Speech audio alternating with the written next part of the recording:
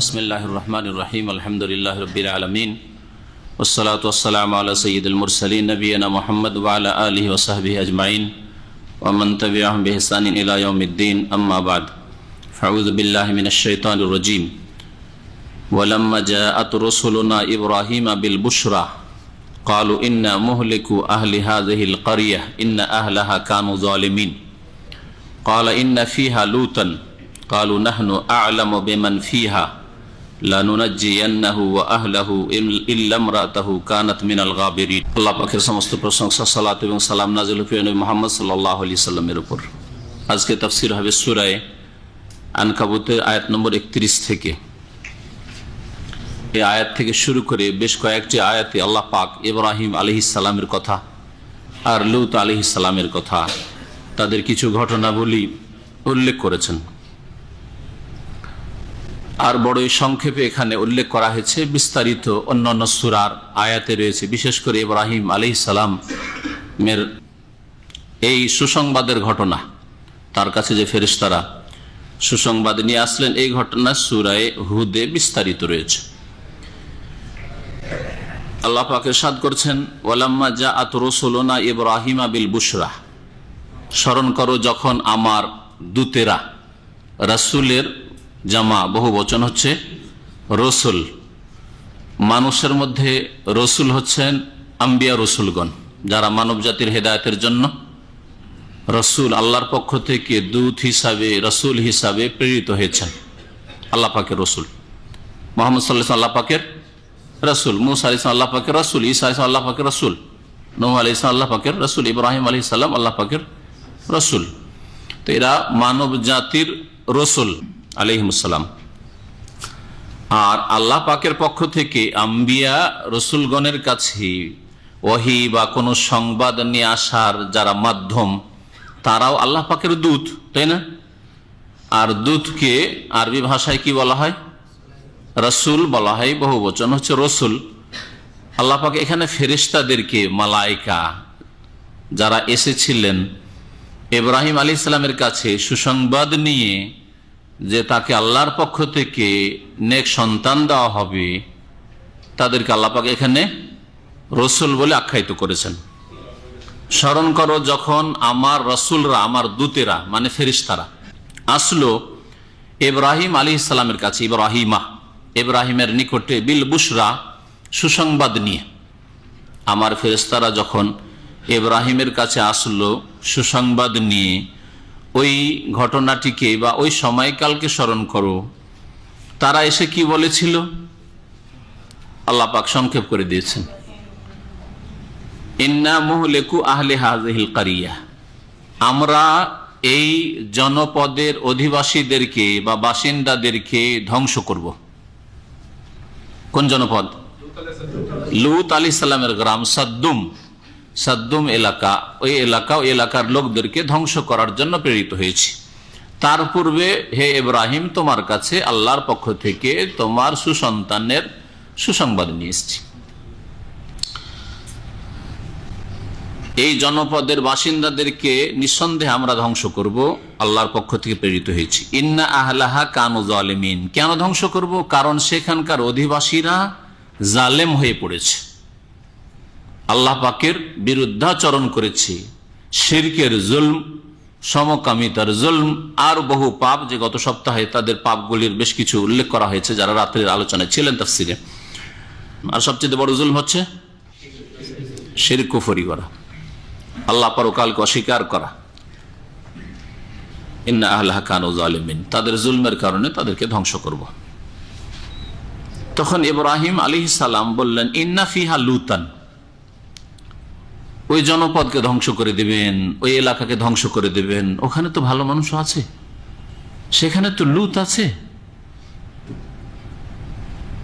কালু, তখন ফেরেশতারা উত্তরে বলেছিল, নাহনু আ'লামু বিমান ফিহা, আমরা বেশি জানি ওখানকার অধিবাসী সম্পর্কে, ওখানে কারা রয়েছে। বেমান ফিহা, ওই গ্রামে কারা রয়েছে, ওই জনপদে কোন শ্রেণীর লোকেরা, মুসলিম রয়েছে না কাফের রয়েছে, ইমানদার রয়েছে না কাফের বিদিন রয়েছে, সে সম্পর্কে আমরা অধিক জানি। নাহনু আ'লামু, আমরা বেশি জানি। আর আল্লাহর পক্ষ থেকে তাদেরকে জানিয়ে দেওয়া হয়েছে যে ওখানে লুত আছে, লুতের 2 মেয়ে মুমিনা আছে, যারা ওখানে ইমানদার আছে তাদেরকে রাতারাতি বেরিয়ে যেতে বলবে। যেমন অন্য আয়াতে বিস্তারিত বলা হয়েছে যে ভোর রাত্রে তোমরা বেরিয়ে পড়ো, ফজর হওয়ার আগে আগে বেরিয়ে পড়ো, ওয়ালা ইয়ালতাফিত মিনকুম আহাদ, আর পিছন দিকে কি হচ্ছে, গ্রামের কি অবস্থা, ওই দিকে ঘুরেও দেখবে না, খবরদার দেখবে না। আযাব নাযিল হওয়ার দৃশ্য যেন তোমাদের নজরে না আসে, দেখবেই না তোমরা ফিরে এসে। বললেন ফেরেশতারা যে আমরা বেশি জানি ওখানকার অধিবাসী সম্পর্কে, কে কে ওখানে আছে। লানুনাজ্জিয়ান্নাহু ওয়া আহলাহু ইল্লা ইমরাতাহু কানাত মিনাল গাবিরিন, অবশ্যই তাকে মানে লূত আলাইহিস সালামকে এবং তার পরিবারকে, মানে তার ছেলে ছিল না মেয়ে ছিল, যেমন তাফসীরকাররা লিখেছেন 2 মেয়ে, তার পরিবারকে বোঝা গেল পরিবার শুধু আহাল স্ত্রীকে বলা হয় না, আহাল মানে স্ত্রী ছেলে মেয়ে সবগুলিকে শামিল, স্ত্রীকেও যেহেতু শামিল এই জন্য ইল্লা ইমরাতাহু, তবে তার স্ত্রীকে মুক্তি দেওয়া হবে না, রেহাই দেওয়া হবে না। আল্লাহ পাক স্পষ্ট করে দিলেন তার পরিবার অর্থাৎ তার পরিবারের যারা মুমিন ঈমানদার তাদেরকে অবশ্যই মুক্তি দেব। ইল্লা ইমরাতাহু, তবে তার স্ত্রী কানাত মিনাল গাবিরিন, সে ধ্বংসপ্রাপ্তদের অন্তর্ভুক্ত হবে।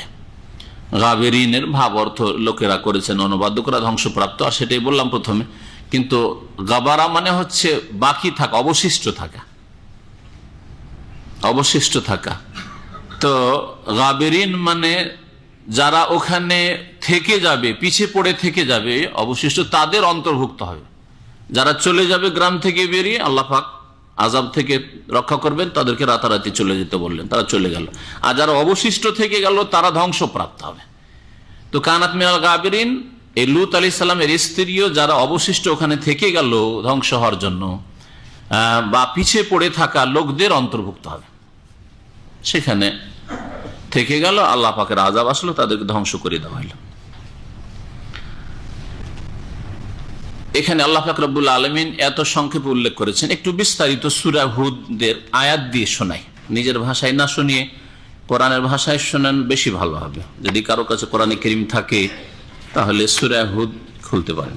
আল্লাহ পাক রব্বুল আলামিন ইরশাদ করেছেন, সূরা হুদের আয়াত নম্বর 69 থেকে শুরু হয়েছে। এখানে ওয়ালাম্মা জাআত রাসূলুনা ইব্রাহিম বিল বুশরা, যখন আমার দূতেরা ফেরেশতারা সুসংবাদ নিয়ে ইব্রাহিম আলাইহিস সালামের কাছে আসলো, কালু, তারা এসে সালাম বলল। ওখানে উল্লেখ করা হয়নি সালামের কথা, তাই না? কারা? ফেরেশতারা এসে কাকে সালাম করলো? ইব্রাহিম আলাইহিস সালাম। কালু সালামান, আমরা সালাম করছি, সালাম করলেন। তাহলে এই সালাম আল্লাহ পাকের কাছে এত পছন্দনীয় যে আল্লাহর মালায়েকা ফেরেশতারা পরস্পর সালাম করে থাকেন, মুমিন বান্দাদেরকে সালাম করে থাকেন। এই সালামের তাহিয়া আল্লাহ পাক এই মুমিন মুসলিমদেরকে, উম্মতে মুসলিমাকে, শ্রেষ্ঠ জাতিকে দান করেছেন। পক্ষান্তর অন্য জাতিদের তৌফিক হয়নি। কে বলে গুড মর্নিং, কে বলে শুভ সন্ধ্যা, শুভ সকাল, আরো কি বলে, হ্যাঁ আরো কিছু বানানো সব আদাব মানব রচিত। আল্লাহ পাক রব্বুল আলামিন যেই অভিবাদন দান করেছেন, তাহিয়া দান করেছেন, তা হচ্ছে সালাম। কালা সালাম, তখন ইব্রাহিম আলাইহিস সালাম জবাবে সালাম বললেন, মানে ওয়ালাইকুমুস সালাম ওয়া রাহমাতুল্লাহি ওয়া বারাকাতুহু বললেন। ফামা লাবিসা আন জাআ বিজন হানিজ, মেহমান দেখে তিনি তো টের পাননি যে ফেরেশতারা সুন্দর সুন্দর মেহমান, আর মেহমান এসছে মানে মেহমানের খাতির করা, এটা হচ্ছে ইব্রাহিম আলাইহিস সালামের সুন্নত। ইব্রাহিম আলাইহিস সালাম মানব জাতির জন্য আদর্শ এই ক্ষেত্রে।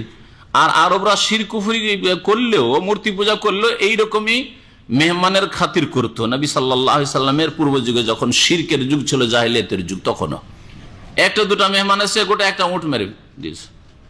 এইরকম মেহমান নওয়াজি, মেহমানদের খাতির করা আরবদের ভালো একটা অভ্যাস ছিল। তারপরে তাদেরকে আল্লাহ মুশরিক কাফের বলেছেন, তাদের শিরক কুফরির কারণে। নমস্কার।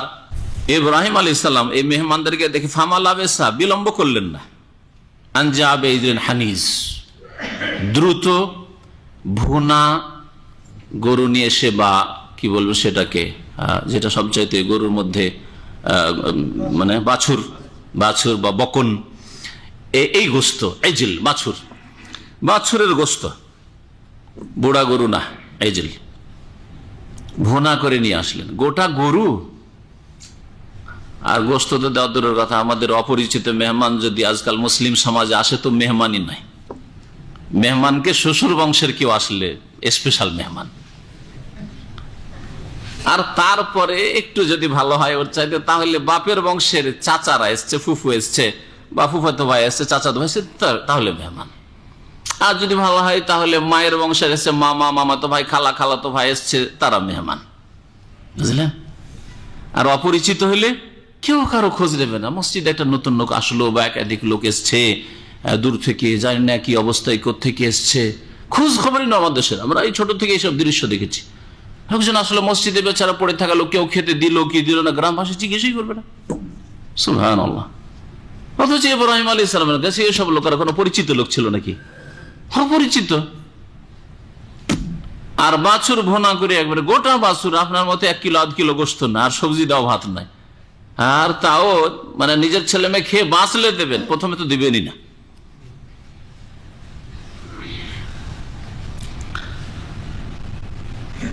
তারপরে অন্য আয়াতে রয়েছে ফাকাররাবাহু ইলাইহিম, সামনে পেশ করলেন, কিন্তু খাচ্ছেন না। খাচ্ছে না কেন লোকেরা? ফালাম্মা রাআইদাহুম লা তাসিলু ইলাইহি নাকিরাহুম, যখন ইব্রাহিম আলাইহিস সালাম দেখলেন যে তাদের হাতগুলি সামনে বাড়ছে না, লা তাসিলু ইলাইহি, খাবারের দিকে বাড়ছে না, মানে খাওয়া দাওয়া করছেন না তারা, নাকিরাহুম, তখন তিনি একটু তাদেরকে আগন্তুক, অপরিচিত কোনো দুষ্প্রকৃতি ভাবলেন বা অসৎ উদ্দেশ্য নিয়ে সেরকম ভাবলেন। আরে খাবে না মানে, আমার বাড়িতে যদি না খায় তাহলে কোনো শত্রু হতে পারে, অসৎ উদ্দেশ্য নিয়ে আসতে পারে। না কেরাহম, না কেরা মানে অপরিচিত মনে করা, শুধু অপরিচিত না, তার সাথে ভাবলেন যে আবার কেমন, একটু ভয় লেগে উঠলো। তাই আল্লাহ বলছেন ওয়াউজাসা মিনহুম খিফা, এবং তাদের পক্ষ থেকে একটু ভয়ও পেলেন, ভয়ে ভীত হলেন। মানুষ হিসাবে একটু ভয় পাওয়া, শত্রুকে দেখে বা কারো সম্পর্কে যদি সন্দেহ হয়, হ্যাঁ, তাহলে ভয় পাওয়া স্বাভাবিক মানুষের। আপনাকে যদি রাত 1টার সময় টেলিফোন করে, বলছেন আছেন কোথায় আপনি, বলেন কি বলবেন? এরকম কিছু বেকুফ লোক আছে, কোথায় আছেন আপনি? আরে আপনার কোথায় আছেন এটা জিজ্ঞেস করে কি প্রয়োজন? কি কাজ আছে তাই বলেন। প্রথম প্রশ্ন, আপনি আছেন কোথায়? সুবহানাল্লাহ। আর এই ধরনের লোকেরা সৎ নিয়ত থাকলেও আল্লাহ না করে কোনো দুর্ঘটনা ঘটলে এরা আসামি হয়। গত 5-7 বছর আগে খালেদিয়াতে একটা খুনের ঘটনা ঘটে বাঙালিদের মধ্যে। আর শেষ যে টেলিফোন করেছে, ওই যে ছেলেটাকে খুন করেছে, শেষ যে লোকটা টেলিফোন করেছে সে দামাম জেলে 5-7 বছর ধরে আছে। তোমার টেলিফোন পাওয়া গেছে, তুমি ডায়াল করেছো রাত 12টা সময়, আর তারপরে খুনের ঘটনা ঘটেছে। বুঝতে পারছেন? তাহলে এইরকম স্বভাব, আপনি আছেন কোথায়, এইরকম বিশেষ করে রাত্রে যে সময় লোকজন হয়তো কম থাকে না, এটা ভয়ের বিষয়। ভালো মানুষও ভয় পাবে যে উদ্দেশ্যটা কি, আছেন এটা আবার জানার কি, আপনার জানার কি তাই বলেন। কিন্তু কিছু অশিক্ষিত মূর্খ লোক আছে, সভ্যতা বুঝে না, কথা বলা বুঝে না, আর কিছু লোক আছে অসৎ নিয়ত রাখে। ওয়াউজাসা মিনহুম খিফা, ভয় পেলেন একটু, কে? ইব্রাহিম আলাইহিস সালাম। কালু, তখন ফেরেশতারা, আচ্ছা চেহারা দেখলে বোঝা যায় অনেক সময়, তাই না, যে লোকটা যেন বিব্রত, একটু পেরেশান, চিন্তা করছে। কালু, তখন তারা বললেন লা তাখাফ, ভয় করিও না ইব্রাহিম, ইন্না উরসিলনা ইলা কওমি লূত, আমাদেরকে লূত আলাইহিস সালামের সম্প্রদায়কে ধ্বংস করার জন্য পাঠানো হয়েছে। ওখানে পর্দার আড়ে তার স্ত্রী, ইব্রাহিম আলাইহিস সালামের স্ত্রী, তার নাম কি ছিল? সারা রাদিয়াল্লাহু তাআলা। সারা দাঁড়িয়ে, আমরাতুহু কায়েমা, আল্লাহ বলছেন যে ইব্রাহিমের বিবি দাঁড়িয়েছিল, ফাদাহিকাত, হেসে উঠলো এই দৃশ্য দেখে। প্রথম একটু ভয় পাওয়া, স্বামী স্ত্রী ভয় পেয়েছে, তারপরে জানতে পারলো যে এরা ফেরেশতা, আর ফেরেশতাদের জন্য এত বড় এবারে বাছুর ভোনা করে আমরা পেশ করে দিয়েছি, বুঝতে পারিনি তো, হাসার কথা, একটু হেসে উঠেছেন। আল্লাহ পাক বলছেন ফাবাশশারনাহা বিইসহাক, সেই সময় সারাকে আমি সুসংবাদ দিলাম, মানে সারার পেটে যেহেতু হবে সেজন্য সারার কথা বলা, বাশশারনাহা ইব্রাহিম আলাইহিস সালামের জন্য সুসংবাদ ছিল।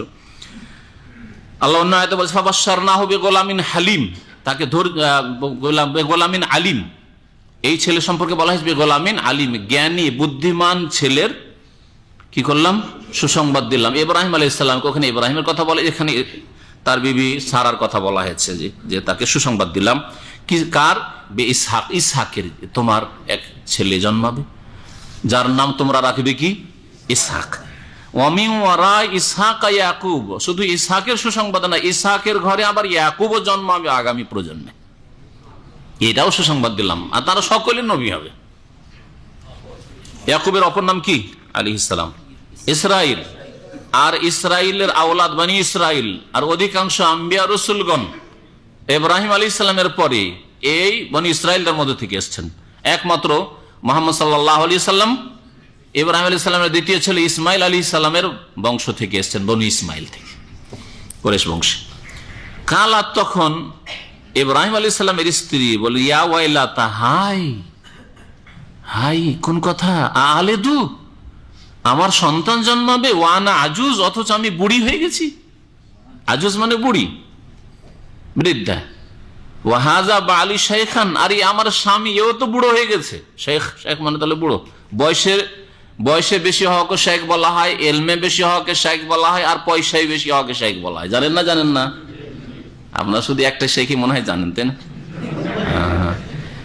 শেখ তিন রকম হয়। এখানে অনেক পুঁজিপতি ফেরেশতা এসে বুঝতে পারিনি, সুন্দর রূপ চেহারা নিয়ে, দাড়ি নেই, আর সুন্দর সুন্দর যুবক, এরা এসছে আমার ঘরে, এরা আমার মেহমান, এদের মান ইজ্জত রক্ষা করতে পারবো কি করে? এই জালেম সম্প্রদায় শুনতে পেলে, জানতে পেলে তো ছুটে আসবে অশ্লীল কাজের উদ্দেশ্যে। আর মেহমানের যদি মান ইজ্জত নষ্ট হয় তাহলে আমি কি করব ভাই? এই জন্য তাকে খারাপ লাগলো। এটা শাব্দিক অর্থ করলাম। ভাব অর্থ করেছেন লোকেরা, খারাপ লাগলো মানে তিনি দুশ্চিন্তায় পড়ে গেলেন, চিন্তিত হয়ে গেলেন মেহমানদের কিনে। হাই, মেহমানদের মান ইজ্জত কি করে রক্ষা করব?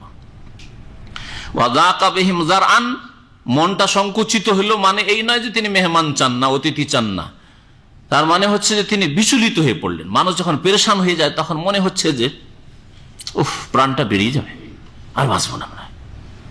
যাকা বিহিম যারআন, যারআন আসলে শাব্দিক অর্থ হচ্ছে এই যারা, বাহু। আর যাকা মানে সংকীর্ণ হয়ে যাওয়া, সংকুচিত হয়ে যাওয়া। তো বাহু সংকীর্ণতা হওয়া মানে তার মন সংকুচিত হয়ে আসলো। হাই হাই, কি করবো, হাই কি করবো, বিচলিত হয়ে পড়লেন তিনি। শাব্দিক অর্থ করলাম, ভাব অর্থ করলাম, যাতে কোরআন কারীম বুঝতে সুবিধা হয় প্রত্যেক মানুষের জন্য। ওয়াকালু, তখন ফেরেশতারা বুঝতে পেরেছেন লূত আলাইহিস সালামের চেহারা দেখে যে লোকটা পেরেশান হয়ে গেছে আমাদেরকে দেখে, আমরা এসছি, চিন্তায় পড়ে গেছি যে জাতির লোকদের থেকে এই মেহমানদেরকে বাঁচাবো কি করে। ওয়াকালু, তখন ফেরেশতারা বলল, লা তাখাফ, লূত ভয় করিও না, ওয়ালা তাহজান, আর চিন্তাও করিও না, ইন্না মুনাজ্জুকা ওয়া আহলাকা ইল্লা ইমরাতাক, আমরা ফেরেশতা, আমরা কোনো মানুষ নই, আমরা যুবক মানুষ নই যে আমাদের উপর হানা দিয়ে আসবে এই অসৎ বদ প্রকৃতির লোকেরা, কখন না, পারবেন। ইন্না মুনাজ্জুকা ওয়া আহলাকা, নিশ্চয় তোমাকে পরিত্রাণ দেব, রক্ষা করব, আর তোমার পরিবার মানে তোমার পরিবারে যারা ঈমানদার তাদেরকে রক্ষা করব, ইল্লা ইমরাতাক, ইল্লা ইমরাতাক, তবে তোমার স্ত্রীকে। হ্যাঁ, কানাত মিনাল গাবিরিন, সে যারা অবশিষ্ট বা যারা পিছিয়ে পড়ে থাকা তাদের দলভুক্ত হবে, তাকে ধ্বংস করে, তোমার স্ত্রীকে ধ্বংস করে দেব। মনে রাখবেন যে লূত আলাইহিস সালামের স্ত্রীর চরিত্র খারাপ ছিল না, তার আকীদা খারাপ ছিল। নবী রাসূলগণকে চরিত্রহীনা বিবি আল্লাহ পাক কখনো দিতে পারেন না, এই বিষয়টা মনে রাখবেন। আল খাবিসাতু লিল খাবিসিন, আল্লাহ কোরআনে বলেছেন খবিশ নারী খবিশ পুরুষের জন্য উপযোগী, অত্তাইয়্যিবাতু লিত-তাইয়্যিবিন, হ্যাঁ, আর পবিত্র নারী, সতী নারী, নেক নারী কার জন্য? নেক সৎ পুরুষের জন্য। আর আম্বিয়া রাসূলগণ সবচেয়ে বেশি পবিত্র, সুতরাং চরিত্রের দিক থেকে কখনো এটা হতে পারে না যে নূহ আলাইহিস সালামের বিবি যেমন কাফেরা ছিল, চরিত্রহীনা ছিল, অথবা লূত আলাইহিস সালামের বিবি চরিত্র তার নষ্ট ছিল না, কখনো না। কিন্তু আকীদা নষ্ট ছিল, কাফেরা মুশরিকা ছিল। আর জাতি যে সমকামিতার পাপ করত সেটা জাতির পাপ ছিল, যাদের আকীদাও নষ্ট ছিল, চরিত্র নষ্ট ছিল। আল্লাহ পাক বলছেন যে ফেরেশতারা আরো বললেন, ইন্না মুনজিলুনা আলা আহলি হাযিহিল ক্বারিয়া রিজজাম মিনাস সামাই বিমা কানু ইয়াফসুকুন, নিশ্চয় আমরা এই জনপদের বাসিন্দাদের উপর নামিয়ে দেব, নাজেল করে দেব, রিজজাম মিনাস সামা, আকাশ থেকে শাস্তি, আযাব, রিজসুন মানে আযাবুন, আকাশের শাস্তি, আসমানি আযাব নামিয়ে দেব। বিমা কানু ইয়াফসুকুন, কেন? কারণ তারা পাপাচারে লিপ্ত হয়েছে, তারা ফাসিক, অবাধ্য হয়ে গেছে। তাহলে মানুষের পাপের কারণে আযাবে ইলাহি আছে, মনে রাখবেন। রব্বুল আলামিন কখনো কোনো জাতির ওপর আযাব নিয়ে আসে না যতক্ষণ পর্যন্ত পাপ না দেখা যায়। ওয়ালাকাদ তারাকনা মিনহা আয়াতাম বাইয়িনাতান লিকাওমি ইয়াকিলুন, আল্লাহ পাক আরো বলছেন যে নিঃসন্দেহে আমি ওই জনপদে, তারাকনা মিনহা মানে ফিহা, ওই জনপদে, কোন জনপদে? লূত আলাইহিস সালামের জনপদে সাদ্দুমে, যে এলাকায় এই সমকামিতায় লিপ্ত পাপিষ্ট চরিত্রহীন জাতিকে ধ্বংস করা হয়েছে, সেই জনপদে আমি অবশিষ্ট রেখেছি, তারাকনা রেখে দিয়েছি। আয়াতাম বাইয়িনা, সুস্পষ্ট নিদর্শন, সুস্পষ্ট নিদর্শন আল্লাহ পাককে চেনার, আল্লাহ পাককে কুদরত সম্পর্কে জানার। আল্লাহ পাক অবাধ্য জাতিকে ছাড় দেন, ছেড়ে দেন না, অবসর দেন কিন্তু একেবারে ছেড়ে দেন না, অবশ্যই ধরবেন। এসব বহু বিষয় শিক্ষা রয়েছে। আল্লাহ পাকের কুদরতের বাইরে কোনো শক্তি যেতে পারে না, এসব শিক্ষণীয় বিষয় রয়েছে। কার জন্য? নির্বোধরা শিখবে না, লিকাওমি ইয়াকিলুন, জ্ঞানী ব্যক্তিদের জন্য, বিবেকবান যারা বিবেককে কাজে লাগায়। কেন এই জাতিটা ধ্বংস হয়েছে? এ সাদ্দুম এলাকা মৃত সাগরে কেন পরিণত হয়েছে? কিয়ামত পর্যন্ত মানুষ চিন্তা করুক, এটা মৃত সাগর কেন? এখানে একটি প্রাণী, মাছ, কোনো কিছু পাওয়া যায় না কেন এই সমুদ্রে? এখানকার পানি একেবারে পচা সরা কেন? অন্য সমুদ্রের পানিটা তো পচা সরা নাই। শিক্ষণীয় বিষয় রয়েছে। আয়াতাম বাইয়িনা, সুস্পষ্ট নিদর্শন রেখে দিচ্ছি। আল্লাহ পাকের গজব, এই জায়গাকে আল্লাহ আযাব দিয়ে ধ্বংস করলেন, শুকনো কেন রাখলেন না? যাতে করে এই গজবের জায়গায় কোনো মানুষ বসবাস না করে কিয়ামত পর্যন্ত। কারণ স্থল হয়ে থাকলে কোনো কালে এখানে আবার জনবস্তি গড়ে উঠতে পারে। আল্লাহ পাকের এত ক্রোধ হয়েছিল এই প্রকৃতি বিকৃত জাতির, যাদের প্রকৃতি বিকৃত হয়ে গেছে। আল্লাহ পাক রব্বুল আলামিন পুরুষের নারীর দিকে আকর্ষণ রেখেছেন, আর নারীর পুরুষের দিকে আকর্ষণ রেখেছেন, কিন্তু এর বিপরীত প্রকৃতি বিরোধী পাপ, যেই পাপ এই বদ জাতির পূর্বে কোন জাতি জানতো না যে এইরকম পুরুষে আবার এইরকম কুকাজ করে। আল্লাহ পাকের জন্য এই জমিনকে রাখেনি, ধ্বংস করে দিয়েছেন। আর যেমন বললাম, সব তাফসীরকারগণ লিখেছেন পচা সরা পানি, দুর্গন্ধযুক্ত পানি সমুদ্রে, আর এখানে কোনো প্রাণী বাস করে না। আল্লাহর গজব এমন রয়েছে। প্রাণী টের পায় যেখানে আল্লাহর গজব রয়েছে, তাই ওখানে নেই। সুবহানাল্লাহ। আর মানুষ এতগুলি দেখে জ্ঞান বুদ্ধি থেকেও কিছু শিক্ষা নেয় না। আজকে মুসলিম সমাজে এরকম বহু পাপ, যেই পাপের জন্য আল্লাহ পাক রব্বুল আলামিন শাস্তি দিচ্ছেন কেন, কিন্তু কোনো সংশোধন নেই। এই গত এক সপ্তাহের মধ্যে, আগের মঙ্গলবার আর গত মঙ্গলবার, এই 2 মঙ্গলবারে ভূমিকম্প আসলো, শুনেছেন না শোনেন নাই? ইরানে আসলো এবং আশেপাশের দেশগুলিতে টের পাওয়া গেছে। দামাম খবরে অনেকেই পালাপালি শুরু করে দিয়েছিল। হ্যাঁ, টের পেয়েছে। কোন সংশোধন হয়েছে? বেনামাজি নামাজি হচ্ছে, ফজর যারা পড়ে না, শুয়ে থাকে, সূর্য উঠিয়ে দেয়, মসজিদ ধরেছে। মুসলিমদের সংশোধন নাই, কাফের অমুসলিমদের কি করে সংশোধন হবে? এরা কি কওমি ইয়াকিলুন? এদের জ্ঞান বিবেক বুদ্ধি আছে না নির্বোধ জাতি? একেবারে নির্বোধ জাতি, যারা আল্লাহ পাকের এই কুদরত থেকে শিক্ষা নেয় না, আল্লাহ পাকের আযাব শাস্তি থেকে শিক্ষা নেয় না। তারপরে শুআয়ব আলাইহিস সালামের কথা আল্লাহ পাক উল্লেখ করেছেন। এই লূত আলাইহিস সালামের ঘটনা বিস্তারিত সূরা হুদে আরো অন্যান্য সূরাতে বর্ণনা করা হয়েছে। আমাদের তাফসীর আজকে শেষ করব, এই জন্য আমরা সামনের দিকে বাড়ি। এই জাতিকে আল্লাহ পাক ধ্বংস করেছিলেন কয়েক রকম আযাব দিয়ে। এটার জন্য কোরআনী আয়াত একটু দেখিয়ে দেওয়া ভালো হবে, তাহলে যদিও সামনে একটা আয়াতে ইঙ্গিত করা হয়েছে যে আয়াতে আমরা আসবো। আল্লাহ পাক রব্বুল আলামিন এখানে বলছেন যে লূত আলাইহিস সালামের কাছে আমার দূতেরা যখন আসলো, তখন লূত আলাইহিস সালাম খুব পেরেশান হয়ে গেলেন, চিন্তিত হয়ে গেলেন, বিচলিত হলেন, আর বলে হাযা ইয়াউমুন আসির, উফ, এটা আমার জন্য বড়ই অশান্তির দিন, বড় বিপজ্জনক দিন। ওয়াজাহু কওমু ইউহরাউনা ইলাইহি, যেটা সংক্ষেপ করে দেওয়া হয়েছে সেটা হচ্ছে যখন গ্রামবাসী জানতে পেরেছে যে লূত আলাইহিস সালামের বাড়িতে সুন্দর সুন্দর যুবকরা এসছে, আর কি মরিয়া হয়ে ছুটে এসছে, এত সুন্দর লোক তো কোনোদিন পায়নি, দাড়ি নেই, মোচ নেই, আর এত সুন্দর দেখতে, এইরকম যুবকদেরকে তো কখনো তারা তাদের এই হারাম যৌনক্ষুধার নিবৃত্তির জন্য পায়নি। সুতরাং তারা ছুটে এসছে। আল্লাহ বলছেন ওয়াজাহু কওমুহু, লূত আলাইহিস সালামের জাতি ছুটে আসলো, ইউহরাউনা ইলাইহি, দৌড় দিয়ে ঝাঁপিয়ে আসলো। ওয়া মিন ক্বাবলু কানু ইয়ামালুনা সাইয়্যাত, এর পূর্বে থেকে এরা সমকামিতার পাপে লিপ্ত ছিল। কালা, তখন লূত আলাইহিস সালাম মেহমানদেরকে বাঁচাবার চেষ্টা করলেন, কারণ তখন পর্যন্ত জানছেন না যে এরা ফেরেশতা, মানুষ মনে করছেন। ইয়া কওমে, হে জাতি, হাওলায়ে বানাতে, আমার মেয়েরা রয়েছে, আমার মেয়েরা রয়েছে মানে নিজের মেয়েরা রয়েছে, আর গ্রামবাসীর মেয়েরা রয়েছে, ঘরে ঘরে মেয়ে আছে, সাবালিকা আছে, তোমরা বিয়ে শাদী করো। নবী যেহেতু রুহানি বাপ, এই দিক থেকে বলেছেন আমার কমের মেয়েরা আমার মেয়ে, সুতরাং মেয়েরা রয়েছে। হুন্না আতহারু লাকুম, এই মেয়েরা তোমাদের জন্য অধিক পবিত্র। ফাত্তাকুল্লাহ, সুতরাং আল্লাহকে ভয় করো। ওয়ালা তুখজুনি ফি যাইফি, আমার অতিথিদের সম্পর্কে আমাকে লাঞ্ছিত অপদস্থ করিও না। আলাইসা মিনকুম রাজুলুন রাশীদ, তোমাদের মধ্যে কোনো ভালো মানুষ নেই? সুবহানাল্লাহ, অন্তরে কিভাবে তিনি নক করে কথা বলছেন, তোমাদের মধ্যে কোনো ভালো মানুষ নেই? একটু চিন্তা করে দেখো, মেহমানের উপর কেন আক্রমণ করবে?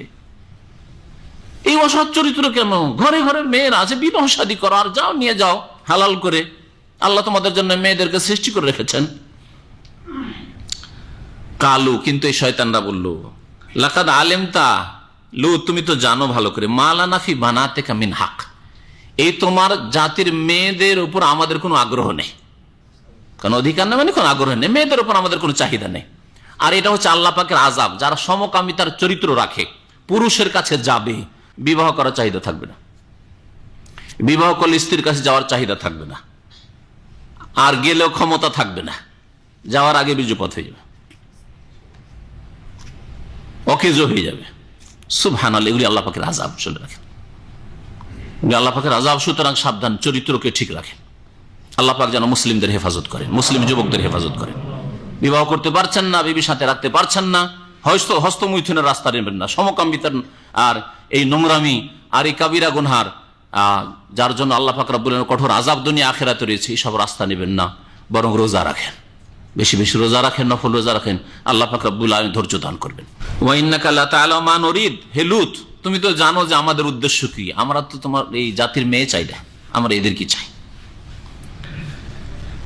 সেই সময় বড় আফসোস করে আক্ষেপ করে বলেছেন লূত আলাইহিস সালাম, লাউ আন্না লি বিকুম কুওয়া, যদি আমার ক্ষমতা থাকতো, আও আওয়ি ইলা রুকনিন শাদীদ, বা আমার যদি কোনো সমর্থক থাকতো, সাহায্যকারী থাকতো, তাহলে তোমাদেরকে দেখতাম আজকে,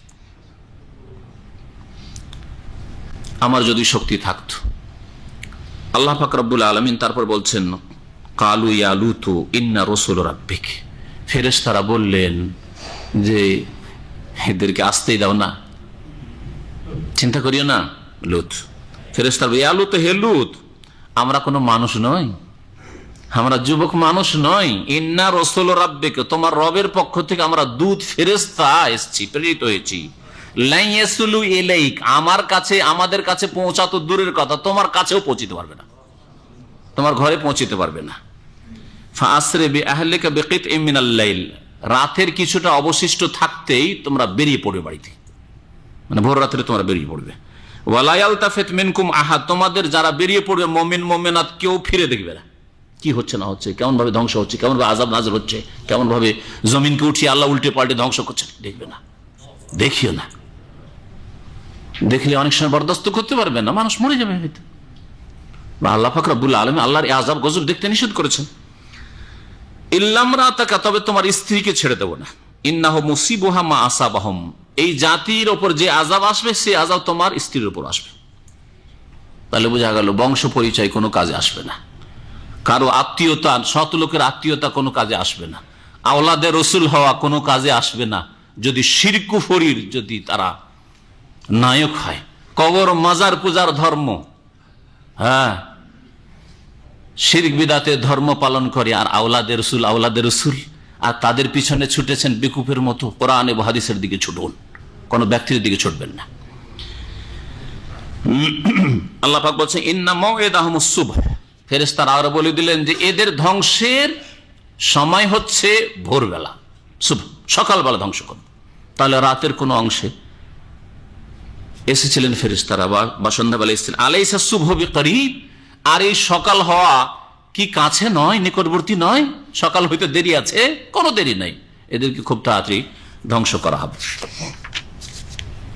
আল্লাহ পাক বলছেন ফালাম্মা জা আমরুনা, যখন আমার আযাব চলে আসলো, জাআলনা আলাইহা সাফিলা, তখন ওই সাদ্দুম এলাকার ভূমিকে, জমির ওপর ভাগটাকে নিচে করে দিলাম, উঠিয়ে। ফেরেশতা জিবরাইল আলাইহিস সালাম নিজে উঠিয়ে, নিজের ডানা দিয়ে উঠিয়ে উল্টো করে ফেলে দিলেন, পাতাল থেকে উঠিয়ে উল্টো করে ওপর ভাগকে নিচে করে দিলেন, উল্টে পাল্টে রেখে দিলেন। এ আযাবই যথেষ্ট ছিল সমূলে বিনাশ করার জন্য, কিন্তু আল্লাহর গজব, ক্রোধ এখনো তাদেরকে ছেড়ে দেয়নি। ওয়া আমতারনা আলাইহা হিজারাতাম মিন সিজিলিম মানদুদ, আর তাদের উপর ছোট ছোট কঙ্কর পাথরের বৃষ্টি বর্ষণ করলাম, পাথরের বৃষ্টি বর্ষণ। আল্লাহ পাক রব্বুল আলামিন এইভাবে এই জাতিকে ধ্বংস করেছিলেন। চলি আমরা আমাদের তাফসীরের দিকে। এখন বলছিলাম যে শুআয়ব আলাইহিস সালামের কথা আল্লাহ বলেছেন, ওয়াইলা মাদিয়ান আখাহুম শুআয়বা, আর স্মরণ করো যে আমি পাঠিয়েছিলাম মাদিয়ানবাসীদের উদ্দেশ্যে তাদের ভাই শুআয়ব আলাইহিস সালামকে। তাদের ভাই মানে তাদের বংশ থেকেই, তাদের জাতি থেকে, তাদের জাতিরই একজন যেহেতু শুআয়ব আলাইহিস সালাম ছিলেন, এই জন্য তাদের ভাই বলা হয়েছে। এর মানে এই নয় যে মুমিন আর কাফেরে ভ্রাতৃত্ব আছে। যেমন এক শ্রেণীর আজকালকার মডার্ন স্কলার যারা, তারা বলছে যে না, আদম সন্তান হিসাবে ভাই ভাই। তাদের কাছে ইসলামিক ভ্রাতৃত্ব বা ইসলামিক ব্রাদারহুড ছাড়াও ওদের কাছে নাকি আদম সন্তান হওয়ার ভ্রাতৃত্ব একটা আছে, এরকম ব্যাখ্যা করে থাকে, আর তার জন্য এই আয়াতগুলি পেশ করে থাকে। এটা ঠিক নয়, কারণ আল্লাহ বলছে ইন্নামাল মুমিনুনা ইখওয়া, নিশ্চয়ই। ইন্নামা মানে এর ব্যতিক্রম নয়, এর বাইরেটা নয়। ইন্নামাল মুমিনুনা, এছাড়া আর কিছু নয়। কি? যে মুমিনরা পরস্পর ভাই। তাহলে যে মুমিন নয় সে ভাই নয়। শুআয়ব আলাইহিস সালামকে পাঠালাম মাদিয়ানবাসীদের কাছে। ফাকালা, বললেন তিনি, ইয়া কওমে, হে সম্প্রদায়, উবুদুল্লাহ, আল্লাহ পাকের ইবাদত বন্দেগী কর, ওয়ারজুল ইয়াউমাল আখির, আর পরকালের আশাবাদী হও, মানে পরকালে বিশ্বাসী হও, পরকাল সম্পর্কে চিন্তাশীল হও, পরকালের জন্য কর্মতৎপর হও, পরকালের জন্য দুনিয়া থেকে সম্বল গ্রহণ করো, নেক আমল করো, ঈমান নিয়ে আসো। ওয়ালা তাআসাউ ফিল আরদি মুফসিদিন, তাআসাউ মানে হচ্ছে ফাসাদ সৃষ্টিকর, আর মুফসিদিন মানে ফাসাদ সৃষ্টিকারী। হ্যাঁ, তো এখানে যেন তাগিদ রয়েছে, দুইটি শব্দ দুই রকমের কিন্তু অর্থ একই। ওয়ালা তাআসাউ ফিল আরদি, আর পৃথিবীতে তোমরা ফাসাদ, বিপর্যয় সৃষ্টি করে বেরিও না, তোমরা পৃথিবীতে বিপর্যয় সৃষ্টি করিও না, এরকম। ফাকাজ্জাবুহু, কিন্তু এই জাতি মাদিয়ানবাসীরা শুআয়ব আলাইহিস সালামকে মিথ্যা প্রতিপন্ন করলো। ফাআখাযাতহুমুর রাজফাতু, তখন এদেরকে মহাপ্রকম্পন পাকড়াও করলো, ভূমিকম্প দিয়ে আল্লাহ পাক ধ্বংস করেছে, রাজফা। ফাসবাহু ফি দারিহিম জাসিমিন, সুতরাং তাদের ভোর হয়েছিল নিজ নিজ বাসস্থান, নিজ নিজ বাড়িতে, জাসিমিন উপুড় হয়ে ধ্বংস হয়, তারা ধ্বংস হয়ে উপুড় হয়ে পড়েছিল। ফাসবাহু, ফাসবাহ মানে সকাল হওয়া শাব্দিক অর্থ, আর ফাসবাহু মানে তারা হয়ে গেছিল, তাদের নিজেদের ঘরে তারা উপুড় হয়ে পড়েছিল, ধ্বংস হয়ে, মুখের ঘরে উল্টে উল্টে পড়ে আছে, এমন ভূমিকম্প হয়েছে, ধ্বংস, তাদের ধ্বংস হয়ে গেছে। আল্লাহ বলছেন ওয়া আদা ওয়া সামুদা, এখন আদ আর সামুদ সম্প্রদায়। আদ সম্প্রদায় কোন এলাকায় ছিল বলতে পারেন?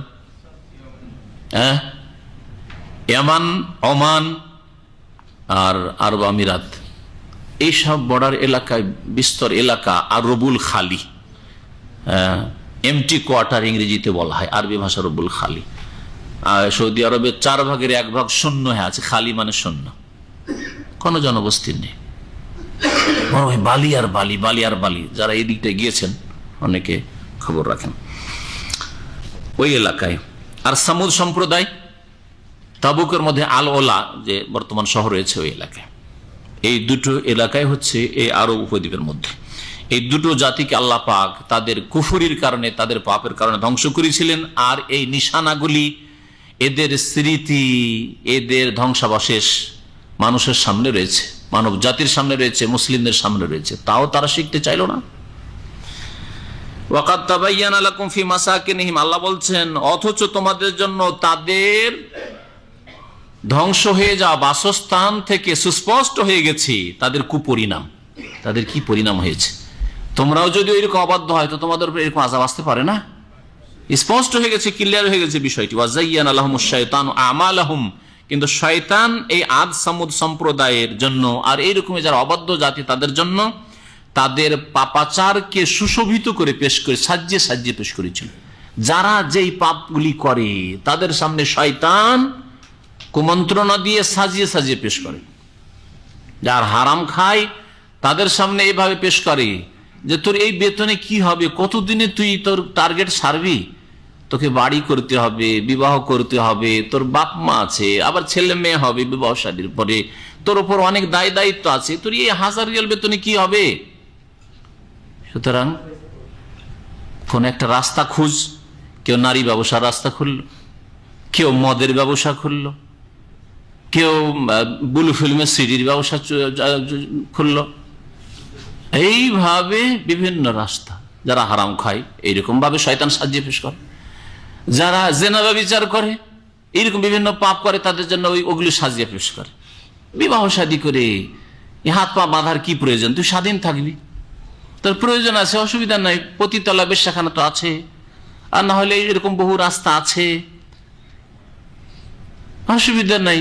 আজকাল তো বয়ফ্রেন্ড আর গার্লফ্রেন্ড হওয়াটা তো একটা সভ্যতা, পশ্চিমা সভ্যতা, যা মুসলিম দেশের কলেজ ইউনিভার্সিটিতে একেবারে শুধু নয়, বরং কালকে আমাদের এক ভাই বললো যে মাধ্যমিক স্কুলে চলে এসছে।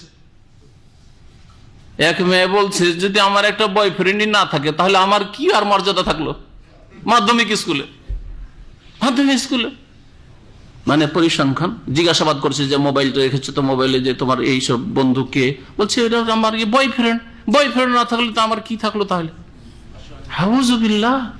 তাহলে এইরকম শিক্ষা প্রতিষ্ঠানে কোন মুসলিমের জন্য ছেলেদেরকে পড়ানো জায়েজ, যেখানে সহশিক্ষা হচ্ছে আর যেখানে এইসব চরিত্রহীনতা শেখানো হচ্ছে? কখনো জায়েজ নাই। মুসলিমদের চিন্তা করা উচিত যে তাদের শিক্ষা প্রতিষ্ঠান তৈরি করতে হবে, যেখানে দ্বীন ইসলামের আলোকে ছেলে মেয়েদের চরিত্র গঠন হবে। আর একসাথে সহশিক্ষা, আর লজ্জা লাগে না? মেয়েকে মোবাইল দিয়ে দিয়েছেন, ছেলে যুবক, মেয়ে যুবতী, 12 বছর 14 বছর 18 বছর, যারা বুঝে না পরিণতির কথা যে কি হবে না হবে, আমার পেলেই হইল, আমোদ ফুর্তি হইলেই হইল, মোবাইল হাতে তুলে দিয়ে দিয়েছেন। আরে একসাথে পড়াচ্ছেন, কি করে আপনি এটা বরদাস্ত করছেন যে আপনার মেয়ের সাথে পাশে বসে পড়াশোনা করবে আর তার সাথে আমোদ ফুর্তি করবে, আর মেয়ে অন্য যুবকের সাথে কথা বলবে, টেলিফোন আলাপ করবে, প্রেম আলাপ করবে? কেমন মুসলিম আপনি? যারা নেতৃত্ব রয়েছে তাদেরকে জবাবদিহি করতে হবে, যারা শিক্ষা প্রতিষ্ঠানগুলির দায়িত্ব রয়েছে তাদের জবাবদিহি করতে হবে, শিক্ষা বিভাগের দায়িত্ব রয়েছে তাদেরকে জবাবদিহি করতে হবে। আলাদা শিক্ষা ব্যবস্থা করতে পারেন না। আল্লাহ পাক যথেষ্ট নিয়ামত দিয়েছেন, কিন্তু ভালো কাজে লাগে না। তো শয়তান মানুষের জন্য পাপকে সাজিয়ে পেশ করে। আজকাল যারা সহশিক্ষা আর সমর্থনে বেদিনগুলো, তারা কি বলছে জানেন? আরে শুধু ছেলেরা আলাদা যদি পড়ে, মেয়েরা আলাদা পড়ে, তাহলে পরস্পর মত বিনিময় তো হইল না। এই মেয়েদের মধ্যে কিছু প্রতিভা রয়েছে, ছেলেদের মধ্যে কিছু প্রতিভা রয়েছে, প্রতিভার লেনদেন আদান প্রদান তো হইল না। কত শয়তানি কথা। যায়্যানা লাহুমুশ শাইতানু আমালাহুম, শয়তান সাজিয়ে সাজিয়ে পেশ করেছে। মেয়েদের কাছ থেকে ছেলেরা কিছু শিখবে, ছেলেদের কাছ থেকে মেয়েরা কিছু শিখবে। আউযু বিল্লাহ। আল্লাহ পাক জানেন না যিনি সৃষ্টি করেছেন? আলা ইয়ালামু মান খালাকা, যিনি সৃষ্টি করেছেন তিনি জানেন না যে কোনটাতে লাভ আছে আর কোনটায় ক্ষতি আছে? শয়তান যখন সাজিয়ে সাজিয়ে পাপগুলিকে মানুষের সামনে পেশ করে, তখন মানুষ ভালো পথ থেকে কুপথে চালিত হয়। ফাসাদ্দাহুম আনিস সাবিল, অতঃপর তাদেরকে ভালো রাস্তায় চলতে বাধা দিয়ে থাকে। এইভাবে শয়তান ভালো রাস্তায় চলতে দেয় না মানুষকে। ওয়াকানু মুস্তাবসিরিন, অথচ তারা বড়ই বিচক্ষণ ছিল, বুদ্ধিজীবী ছিল। মুস্তাবসিরিন, আদ আর সামুদ সম্প্রদায় সম্পর্কে আল্লাহ বলছেন এরা বড়ই বিচক্ষণ ছিল, বড়ই বুদ্ধিমান ছিল, এরা বুদ্ধিজীবী ছিল। আর আজকালকার বুদ্ধিজীবী গুলো ওই রকমই। আজকালকার যারা স্কলার দুনিয়ার, বড় বড় প্রফেসর আর রিডার আর জ্ঞানী মনে হচ্ছে তারাও এইরকমই বুদ্ধিমান বিচক্ষণ হওয়া সত্ত্বেও তাদের এই বিষয়গুলি বুঝে আসে না। কারণ শয়তান তাদের জন্য তাদের কাজকর্মগুলিকে এমন করে সাজিয়ে, পাপগুলিকে সাজিয়ে পেশ করেছে যে সঠিক রাস্তায়, ইসলামের রাস্তায় আসার তাদের তৌফিক হয় না। আল্লাহ যেন তাদেরকে হেদায়েত দান করে। আল্লাহ পাক আরো বলছেন ওয়া কারুনা ওয়া ফিরআউন ওয়া হামান, আর স্মরণ করো কারুনের কথা, ফিরআউনের কথা, হামানের কথা, এদেরকেও ধ্বংস করেছি। ওয়ালাকাদ জাআহুম মূসা বিল বাইয়িনাত, মূসা আলাইহিস সালাম তাদের কাছে সুস্পষ্ট দলিল প্রমাণ নিয়ে এসেছিলেন। ফাস্তাকবারু ফিল আরজ, কিন্তু এরা পৃথিবীতে অহংকার প্রদর্শন করেছিল। ওমা কানু সাবিকিন, কিন্তু আমার আগে বাড়তে পারেনি। সাবিক অর্থ বললাম, সাবিকিন আমার আগে বাড়তে পারেনি মানে আমার হাত ছাড়া হইতে পারিনি। আমি এদেরকে পকড়াও করেছিলাম, ফেরাউনকে পকড়াও করলাম, ধ্বংস করলাম, কারুনকেও ধ্বংস করলাম, আর হামানকেও ধ্বংস করলাম। আল্লাহ পাক বলছেন ফাকুল্লান আখাযনা বিযামবিহি, আমি এদের প্রত্যেককে পাকড়াও করেছি আমার আযাব শাস্তি দিয়ে। কি জন্য? বেজামবিহি, তাদের পাপের কারণে, গুনার কারণে। বিনা গুনাতে, বিনা অন্যায়, বিনা পাপে কোন মানুষকে আমি ধরিনি, পাকড়াও করিনি। ফাকুল্লান আখাযনা বিযামবিহি, যত জাতি চলে গেছে অতীতে আর বর্তমানে আছে আর কিয়ামত পর্যন্ত আসবে, মনে রাখবেন যে আল্লাহ পাকের নীতিমালা, যদি কাউকে আল্লাহ পাক শাস্তি দেন, কি জন্য শাস্তি দিচ্ছেন? বেজামবি, তার পাপের কারণে। যে কোনো শাস্তি মানে সমষ্টিগত শাস্তির উপর শুধু নজর রাখেন, ব্যক্তিগত জীবনে বিভিন্ন আযাব, ছেলে মেয়ে অবাধ্য, ভাই ভাইয়ের উপরে জুলম, পারিবারিক শান্তি নেই, স্ত্রীর পক্ষ থেকে শান্তি নেই, স্ত্রীর চরিত্র খারাপ হয়ে গেল, তাহলে আপনার চরিত্র দেখুন যে বিগত আপনার চরিত্র কেমন ছিল। আপনি যখন আপনার বাবার ছেলে ছিলেন তখন আপনার বাবার সাথে, মায়ের সাথে কি আচরণ করেছেন দেখুন। যার ফলে এরকম বিভিন্ন গুনার কারণে আপনার উপর এই আযাবগুলি আসতে পারে, যে কোনো আযাব। আপনার উপর যদি আপনি যেখানে কাজ করছেন সেখানে জুলম অত্যাচার হয়, তাহলে জানতে হবে যে আমার পাপ আছে। আপনি নিজের আত্মপর্যালোচনা করেন, হিসাব নিকাশ করেন যে আমার উপর আযাব কেন আসলো, তাহলে তওবা করি, আল্লাহকে ডাকি, সংশোধন করি, আমার পাপের কারণে আযাব। আল্লাহ পাকের নাফরমানি করবেন, ফজর নামাজ পড়বেন না, আর আপনার মোদির ফোরম্যান সুপারভাইজারের জুলম থেকে বাঁচবেন, জুলম হবে না, এটা হইতে পারে? তো হালকা আযাব, এ তো পুরো আযাব নয়, শুধু সংশোধন করার জন্য শুধু একটু ইঙ্গিত দিয়ে সাবধান হও। আরো বহু পাপ জীবনে পাপে ডুবে রয়েছেন, তাহলে কেন আল্লাহ পাকের আযাব আসবে না? আল্লাহ পাক বলছেন যে এদের সকলের কাছে কি না, এটা হয়ে গেছে না, ফাকুল্লান আখাযনা বিযামবিহি, আমি তাদের প্রত্যেককে মানে মানব জাতির প্রত্যেককে যাদেরকে ধরেছি মানে শাস্তি দিয়েছি তাদের গুনার কারণে। ফামিনহুম মান আরসালনা আলাইহি হাসিবান, তাদের মধ্যে কতক এমন ছিল বা এমন আছে যাদেরকে ধ্বংস করার উদ্দেশ্যে আমি তাদের উপর নামিয়েছি বা প্রেরণ করেছি হাসিবান, পাথর। আল্লাহ পাক পাথরের বৃষ্টি বর্ষণ করেছেন। হাসিবান মানে হিজারাতান, পাথর, পাথরের বৃষ্টি বর্ষণ করেছেন। কোন জাতিকে আল্লাহ পাক পাথর বর্ষণ করে ধ্বংস করেছেন? লূত আলাইহিস সালামের জাতিকে করেছেন, আর আদ সম্প্রদায়কে করেছেন। আদ সম্প্রদায়কে আল্লাহ পাক রব্বুল আলামিন ধ্বংস করেছে এইভাবে, সাখারা আলিম সাবা লায়ালি ওয়া সামানিয়াত আইয়াম হুসুমান, ঘূর্ণিঝড় আর তার সাথে পাথরের বর্ষণ। আল্লাহ পাক রব্বুল আলামিন এই আযাব দিয়ে আদ সম্প্রদায়কে ধ্বংস করেছেন। ওয়া মিনহুম মান আখাযাতহুস সাইহা, আর কতক জাতি আছে যাদেরকে বজ্রের বিকট শব্দ পাকড়াও করেছে, বজ্রাঘাত হয়েছে আর বিকট শব্দে তারা মারা গেছে। কোন জাতিকে আল্লাহ ধ্বংস করেছেন প্রাচীন যুগে? এই আযাব দিয়ে, বজ্রাঘাত দিয়ে, বিকট শব্দ দিয়ে। সামুদ সম্প্রদায়, সালেহ আলাইহিস সালামের জাতিকে, যাদেরকে আল্লাহ উষ্ট্রি দিয়েছিলেন, আল্লাহ নিয়ামত স্বরূপ দুধ পান করার জন্য। আল্লাহ পাক তাদেরকে বললে যে নবীর কথা মেনে চলবে, আর এই উষ্ট্রির সাথে বদ আচরণ করিও না, এই উষ্ট্রিকে জবাই করবে না, এই উষ্ট্রির ক্ষয়ক্ষতি করবে না। একদিন উষ্ট্রিকে পানি পান করে, একদিন তোমরা পানি পান করবে, আর আল্লাহর সাথে শিরক কুফরি করবে না। শিরক কুফরিও করলো, আর এই উষ্ট্রিকে ফাকারুহা, তারা জবাই করে দিয়েছিল। আল্লাহ পাক তখন ওই জাতিকে ধ্বংস করেছিল। ওয়া মিনহুম মান খাসাফনা বিহিল আরদ, আর কতক এমন আছে আর এমন আসবে কিয়ামত পর্যন্ত যাদেরকে আল্লাহ পাক ধ্বংস করেছেন, মান খাসাফনা বিহিল আরজ, যাদেরকে নিয়ে আল্লাহ পৃথিবী এই ভূমিকে ধসিয়ে দিয়েছেন, ভূমিকম্প দ্বারা ধ্বংস করেছেন, বা মাটিতে তাদেরকে ধসিয়ে দিয়ে ধ্বংস করেছেন, মাটিতে পুঁতে দিয়ে প্রথিত করে। যেমন কারণ লূত আলাইহিস সালামের জাতিকে তো আল্লাহ উল্টে পাল্টে দিয়েছেন, কিন্তু কারণ তার ধন সম্পদ সহ ধসতে আছে, মাটিতে নামতে আছে। হাদিসে রয়েছে যে এই অহংকারী কিয়ামত পর্যন্ত মাটির তলায় যেতেই আছে, তার ধন সম্পদ সহ। এমন আছে আর এমন ছিল আর এমন আসবে যাদেরকে আল্লাহ পাক ডুবিয়ে ধ্বংস করেন তাদের পাপের কারণে, বেজামবিহি মনে রাখবেন, গুনার কারণে, পাপের কারণে তাদেরকে ডুবিয়ে ধ্বংস করেছেন। যেমন ডুবিয়ে ধ্বংস করেন যে ফেরাউনকে, ফেরাউনের সেনাবাহিনীকে, ফেরাউনের সাথে হামান তার মন্ত্রী এদেরকে, আর ডুবিয়ে ধ্বংস করেছেন নূহ আলাইহিস সালামের জাতিকে। আজকাল বন্যায় আর সুনামিতে, জলোচ্ছ্বাসে বহু লোককে আল্লাহ ধ্বংস করেছেন। ফাকুল্লান আখাযনা বিযামবিহি, তাদের প্রত্যেকের পাপের কারণে তাদেরকে আমি ধরে থাকি, পকড়া করে থাকি। ওমা কানা আল্লাহু লিয়াযলিমাহুম, আল্লাহ এমন জাত নন যে যিনি মানব জাতির উপর জুলুম করবেন। কত সুন্দর কথা। আল্লাহ ওমা কানা আল্লাহ, আল্লাহ এমন সত্তা নন লিয়াযলিমাহুম, যে তাদের উপর জুলম অত্যাচার করবেন। ওয়ালাকিন কানু আনফুসাহুম ইয়াযলিমুন, তবে তারাই নিজেদের উপর জুলম অত্যাচার করেছে, তারাই পাপ করেছে, তখন তাদেরকে ধ্বংস করা হয়েছে। মাসালুল লাযিনা ইত্তাখাযু মিন দুনিল্লাহি আউলিয়া কামাসালিল আনকাবুত, আল্লাহ পাক এখান থেকে মুশরিকদের দুর্বলতার কথা, মুশরিকরা যে অসহায়, মুশরিকরা যেসবকে ধরে থাকে, যেসবের পূজা করে, যেসবকে সেজদা করে, যেসবের কাছে ছেলে মেয়ে চাইতে যায়, আর তারাও অসহায়, যারা চায় তারাও অসহায়, আর যাদের কাছে চায় তারাও অসহায়। আল্লাহ অন্য আয়াতে বলেছে যাওফাত তালিব ওয়াল মাতলুব, যে যাচ্চা করে সেও কত দুর্বল, আর যার কাছে যাচ্চা করা হয় সেও কত দুর্বল।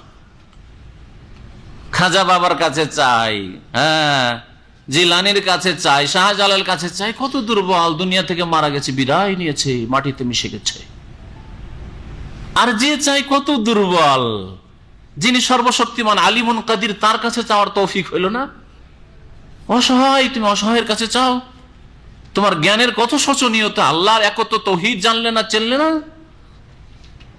আল্লাহ পাক বলছেন মাসালুল লাযিনা ইত্তাখাযু মিন দুনিল্লাহি আউলিয়া, ওই সব লোকদের দৃষ্টান্ত যারা আল্লাহকে বাদ দিয়ে অন্য পৃষ্ঠপোষক সাব্যস্ত করেছে। আল্লাহ ছাড়া অন্যকে ধরে থাকে রোগ ভালো করার জন্য, বালা মুসিবত দূর করার জন্য, ছেলে মেয়ে চাওয়ার জন্য, খাসি মুরগি জবাই করে গিয়ে মাজারে ওরসে, এইরকম দেবদেবীর কাছে যারা যায়, কামাসালিল আনকাবুত, এদের দৃষ্টান্ত হচ্ছে মাকড়সার মতো। ইত্তাখাযাত বাইতান, মাকড়সা কি করে? নিজের ঘর তৈরি করে, মানে জাল তৈরি করে, আর জালটা হচ্ছে মাকড়সার ঘর। ওয়া ইন্না আওহানাল বুয়ুতি লাবাইতুল আনকাবুত, আর সবচেয়ে দুর্বল বাড়ি হচ্ছে, দুর্বল ঘর হচ্ছে লাবাইতুল আনকাবুত, মাকড়সার ঘর, মাকড়সার জাল। যেমন মাকড়সার জাল দুর্বল, তার উপর 5 মিলি 10 মিলির একটা যদি পাথর পড়ে তাতেই সে শেষ হয়ে যাবে, ছিন্ন ভিন্ন হয়ে যাবে। ঠিক তেমনি যারা মুশরিক, আল্লাহ ছাড়া অন্যের কাছে যাচ্চা করে চায়, যে বাবার কাছে গেলে রোগ ভালো হবে, বাবার দরগাহে খাসি মোরগ জবাই করে রিজিকে বরকত হবে, ইত্যাদি ইত্যাদি, মনের কামনা বাসনা পূরণ হবে, এরা বড় অসহায়, দুর্বল, অসহায় হয়ে জাহান্নামে তারা নিক্ষিপ্ত হবে। কোন সাহায্যকারী পাবে না, ওমা লাহুম মিন নাসিরিন, কোন সাহায্যকারী তাদের থাকবে না। ইন্নাল্লাহা ইয়ালামু মা ইয়াদুনা মিন দুনিহি মিন শাই, আল্লাহ পাক ভালো করে জানেন যেসবকে আল্লাহকে বাদ দিয়ে তারা ডেকে থাকে, আহ্বান করে। ওয়া হুয়াল আজিজুল হাকিম, আল্লাহ পাক মহাপরাক্রান্ত, তিনি বড় প্রজ্ঞাবান। ওয়া তিলকাল আমসালু নাযরিবুহা লিন-নাস, আর এসব দৃষ্টান্ত আমি মানব জাতির জন্য বর্ণনা করে থাকি। ওমা ইয়াকিলুহা ইল্লাল আলিমুন, তবে এসব দৃষ্টান্ত থেকে কারা উপকৃত হবে? এগুলি বুঝবে না। ওমা ইয়াকিলুহা, এগুলি বুঝবে না। আকালা ইয়াকিল মানে বুঝা, উপলব্ধি করা, এগুলি থেকে জ্ঞান অর্জন করবে না। কে জ্ঞান অর্জন করবে? ইল্লাল আলিমুন, তবে জ্ঞানী ব্যক্তিরা, যাদের জ্ঞান চক্ষু আছে, অন্তর খুলে তারা যাচাই বাছাই করে, জানার চেষ্টা করে। আল্লাহ দিন নাজিল করেছেন, আল্লাহর দিন কোরআনে কারিমে কোথায় কবর মাজার পূজা আছে? কোরআনে কারিম তো বলছে আল্লাহর সাথে কোনো কিছুকে শরীক করিও না, যা কিছু চাই তো আল্লাহ পাকের কাছে চাও। কোরআন হাদিসের কথা। ফাইন্নি করিব, আমি নিকটে, আমার কাছে চাও। আরে আল্লাহ ছাড়া অন্যের কাছে চাইতে যায়?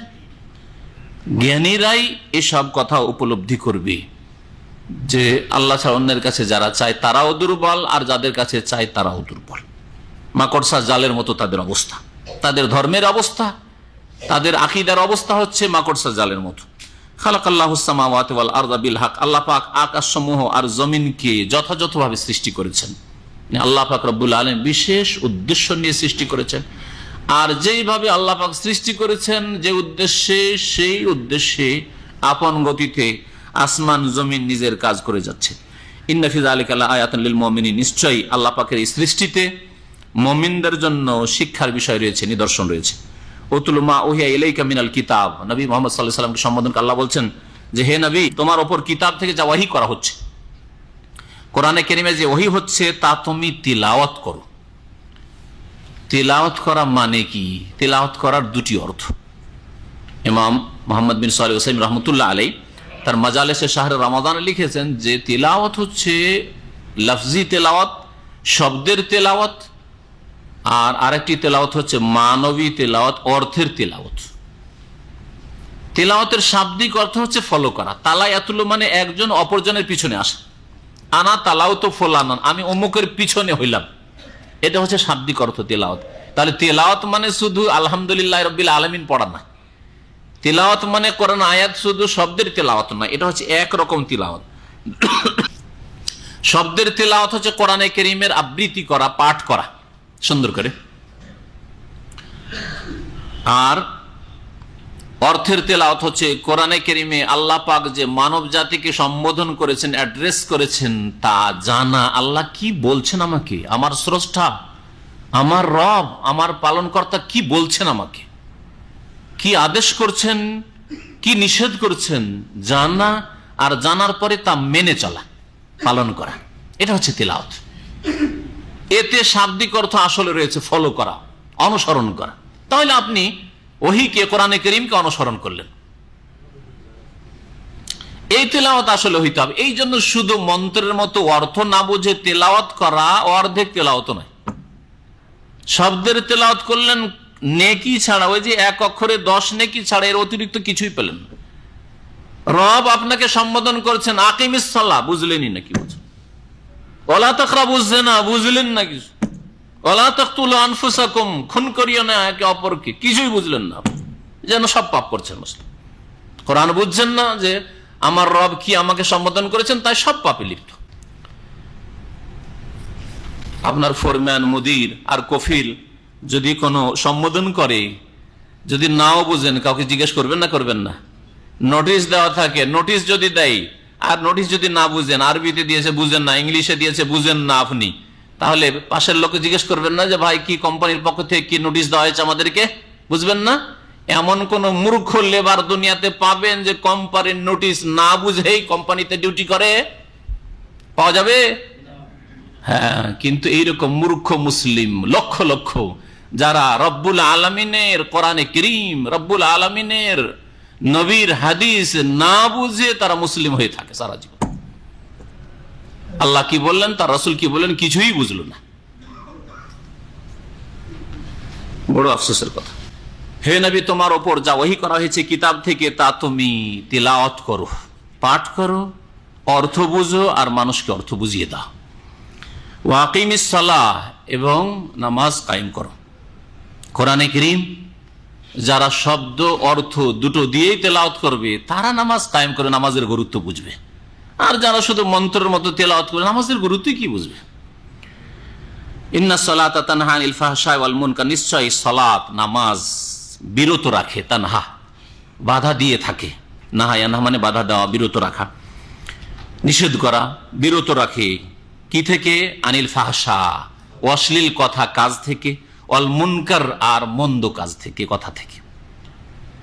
অশ্লীল কাজ, কথা, যেগুলি আল্লাহর দ্বীনেও নিষিদ্ধ করা হয়েছে, আর ভালো প্রকৃতির মানুষ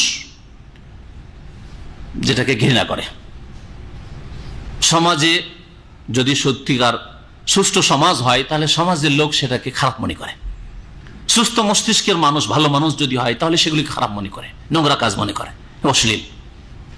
এটা সাবালক মানুষ, অথবা সাবালক না, 10 বছর 12 বছরের ছেলে যদি উলঙ্গ, বা যদি 5 বছর 7 বছরের মেয়ে উলঙ্গ দেখেন, খারাপ লাগে না? লাগে না?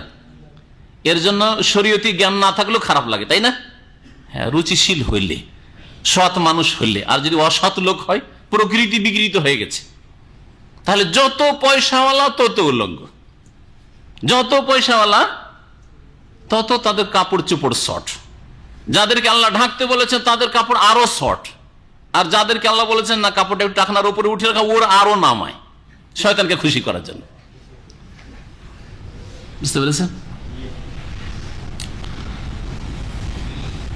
তো অশ্লীল কাজ হচ্ছে উলঙ্গ হওয়া, অর্ধ উলঙ্গ হওয়া। অশ্লীল কাজ হচ্ছে জেনা, সমকামিতা। অশ্লীল কাজ হচ্ছে হস্তমৈথুন করা, অশ্লীল কথা, এই সম্পর্কীয় হারাম কথা বলা, এগুলো হচ্ছে অশ্লীল কথা কাজ।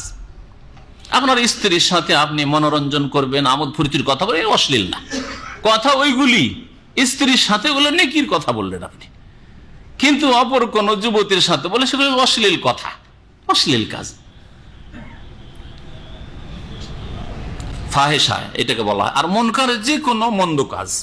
তার নামাজের মধ্যে এই ক্ষমতা আছে যে মানুষকে কি করে, অশ্লীল কথা কাজ থেকে আর মন্দ কথা কাজ থেকে বিরত রাখে, ঠিক না? কিন্তু অধিকাংশ মুসলিম, প্রথম কথা, আজকাল নামাজ পড়ে না। আর যারা নামাজ পড়ে তাদের অধিকাংশ নামাজি মন্দ কাজে লিপ্ত, অশ্লীল ছবি দেখে, অশ্লীল কথা বলে, অশ্লীল গল্প করে, প্রেম আলাপ করে। কেন? আল্লাহর কথা সত্য না সত্য নয়? তো উল্টো কেন? আপনি কি বলবেন যে আমি বাড়িয়ে বলছি? প্রথম কথা, অধিকাংশ মুসলিম বেনামাজি। আর নামাজি যারা, তাদের অধিকাংশই আবার পাপে লিপ্ত, গুনাহগার, বিভিন্ন গুনাহে জড়িয়ে আছে।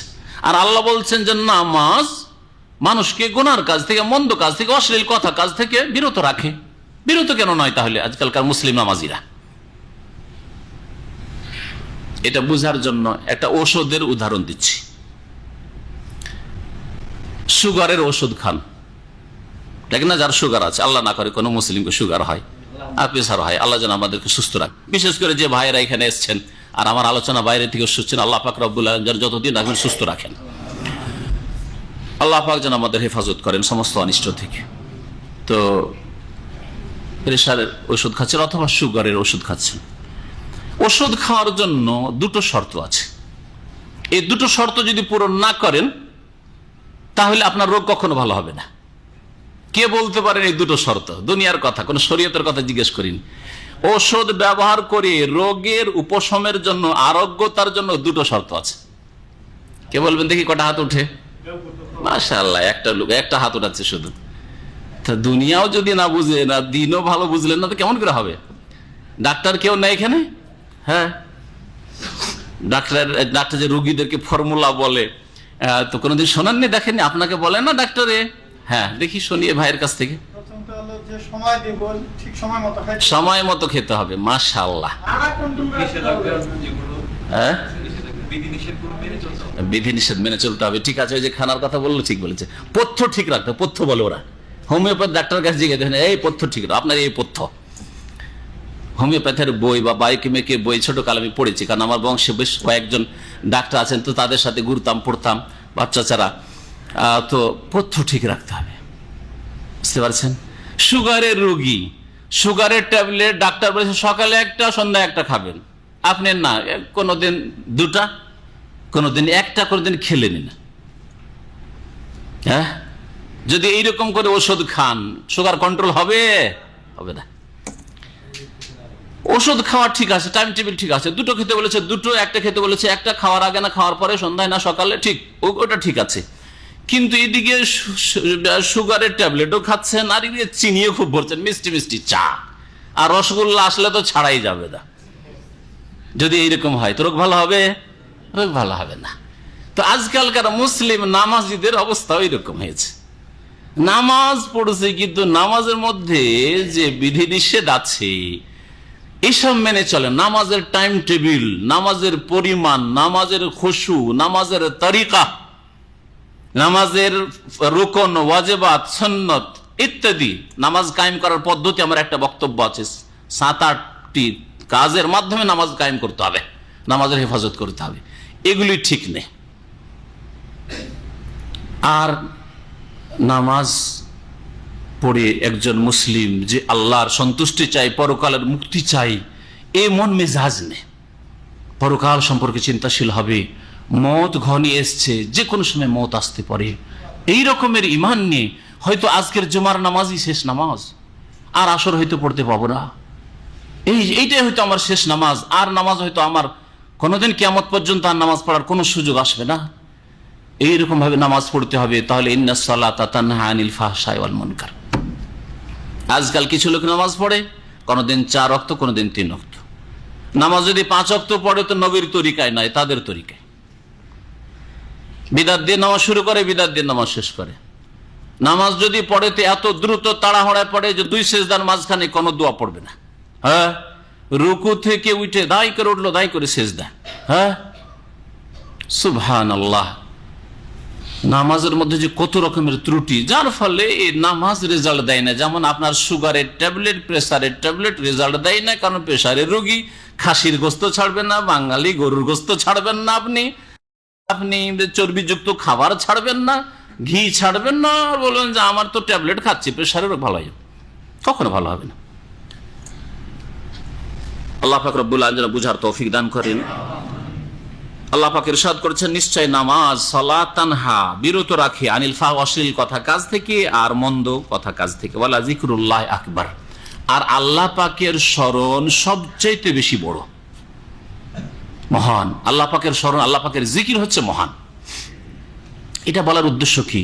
শুধু নামাজ পড়লেন আর নিজের ধর্মকে, নিজের ইমান আমলকে মসজিদে সীমিত রাখলেন, তাহলে কখনো নেক জীবন হবে না। নামাজ শেষ হয়ে গেল, আল্লাহ পাকের স্মরণ সব সময় মগজে বসিয়ে রাখতে হবে, দিলে বসিয়ে রাখতে হবে।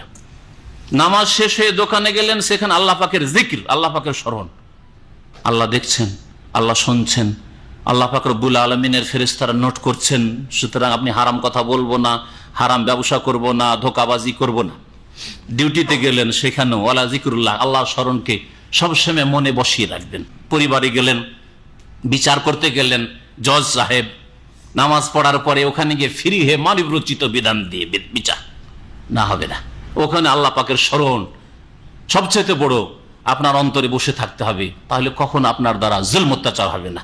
দোষীকে নির্দোষী করে দিলেন, নির্দোষীকে দোষী বানিয়ে দিলেন, এটা কখন আপনার দ্বারা হবে না। এইভাবে এক এক করে নেন আপনি, ওয়ালা যিকরুল্লাহ আকবার। তো আল্লাহ পাকের স্মরণ রাখাটাই সবচেয়ে বড় কাজ। আর আল্লাহ পাকের স্মরণকে, আল্লাহ পাকের জিকিরকে কায়েম করার জন্য এই নামাজ কায়েম করতে বলা হয়েছে, যাতে করে দীর্ঘক্ষণ ধরে মানুষ দুনিয়ায় মেতে থাকলে ইমান দুর্বল হয়ে যেতে পারে। সেজন্য একবার করে এসে আল্লাহ পাক রব্বুল আলামিনের সামনে অ্যাপয়েন্টমেন্ট নাও, আর নির্জনে সাক্ষাৎ করো, আল্লাহর সাথে কথা বলো, আল্লাহ পাকের সাথে ওয়াদা করো এবং ইমানের নবায়ন করো, আমলকে সুন্দর করো। আবার গেলে গাফিলতি কিছুটা আসলো, দুনিয়ায় মেতে উঠলে, তারপরেও দুনিয়াতে হারামে নাজায়েজে মেতে উঠবে না, জায়েজেই অনেক সময় গাফিলতি চলে আসলো, আবার আজান হয়েছে, দৌড় দিয়ে মসজিদে আসো। এইভাবে ইমানকে তাজা রাখো, এই হচ্ছে নামাজের উদ্দেশ্য। ওয়াল্লাহু ইয়ালামু মা ইয়াসনাউন বা ওয়াল্লাহু ইয়ালামু মা তাসনাউন, যা তোমরা করো সে সম্পর্কে আল্লাহ পাক রব্বুল আলামিন ভালো জানেন। ওয়ালা তুজাদিলু আহলাল কিতাবে ইল্লা বিল্লাতি হি আহসান। আল্লাহ পাক মুসলিমদেরকে সম্বোধন করে বলছেন যে, হে মুসলিমরা, তোমরা আহলি কিতাব ইহুদি নাসারাদের সাথে বাক বিতণ্ডা করবে না, তর্কে জড়াবে না, বহাস করবে না। ইল্লা বিল্লাতি হি আহসান, তবে উত্তম পন্থায়। আহলি কিতাব যারা ইহুদি খ্রিস্টান, তাদের কাছে যেহেতু বিগত কিতাব তাওরাত ইনজিল ছিল বা আছে, আর তাতে বিকৃত হইলেও তাদের এতে বেশ কিছু ভালো কথা আর আল্লাহ পাকের নাজিলকৃত কথা আছে, যদিও সেটা বিকৃত হয়েছে, অনেকগুলি কথাকে হেরফের রদবদল করে দিয়েছে তারা, তাদের কাছে নলেজ আছে আল্লাহ সম্পর্কে। নলেজ যদিও ভুল নলেজ অনেক ক্ষেত্রে আছে, অনেক কথাই, অনেক শিরকি কথাও ঢুকে গেছে। দিন সম্পর্কে, নবী রসুল সম্পর্কে তাদের কাছে নলেজ আছে, যদিও বিকৃত নলেজ। যেমন ঈসা আলাইহিস সালাম সম্পর্কে নলেজ কিন্তু সুলিতে চড়িয়ে দেওয়া হয়েছে যে ভুল তথ্য, কিন্তু ঈসা আলাইহিস সালাম নাম তো জানে, ইব্রাহিমের নাম আব্রাহাম বলে জানে, মুসার নাম মুজেস বলে জানে, তারা জানে, তাদের কাছে নলেজ আছে কিছু আম্বিয়া রসুল সম্পর্কে, পরকাল সম্পর্কে কিছু নলেজ থাকতে পারে। সুতরাং তাদের সাথে উত্তম পন্থায় ভালোভাবে বিতর্ক করবে। যদি তর্ক সভা করতে হয় তাহলে জ্ঞান নিয়ে, জেনে শুনে আল্লাহ আর দিন সম্পর্কে, কোরআন হাদিস সম্পর্কে ভালো জ্ঞান হাসিল করার পরে এবং তাদের ধর্মীয় পুস্তকগুলি সম্পর্কে জ্ঞান অর্জন করে তাদের খণ্ডন করার জন্য, আর তাদের বইয়ে তাওহীদের কথা রয়েছে, রিসালাতের কথা রয়েছে, শেষ নবীর ভবিষ্যৎবাণী রয়েছে, সেগুলি যাতে করে তুলে ধরতে পারো উত্তম পন্থায় তাদের সাথে তর্ক সভা করবে।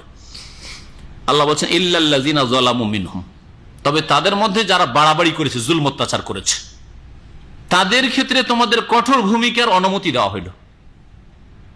এরা আবার কারা? তাহলে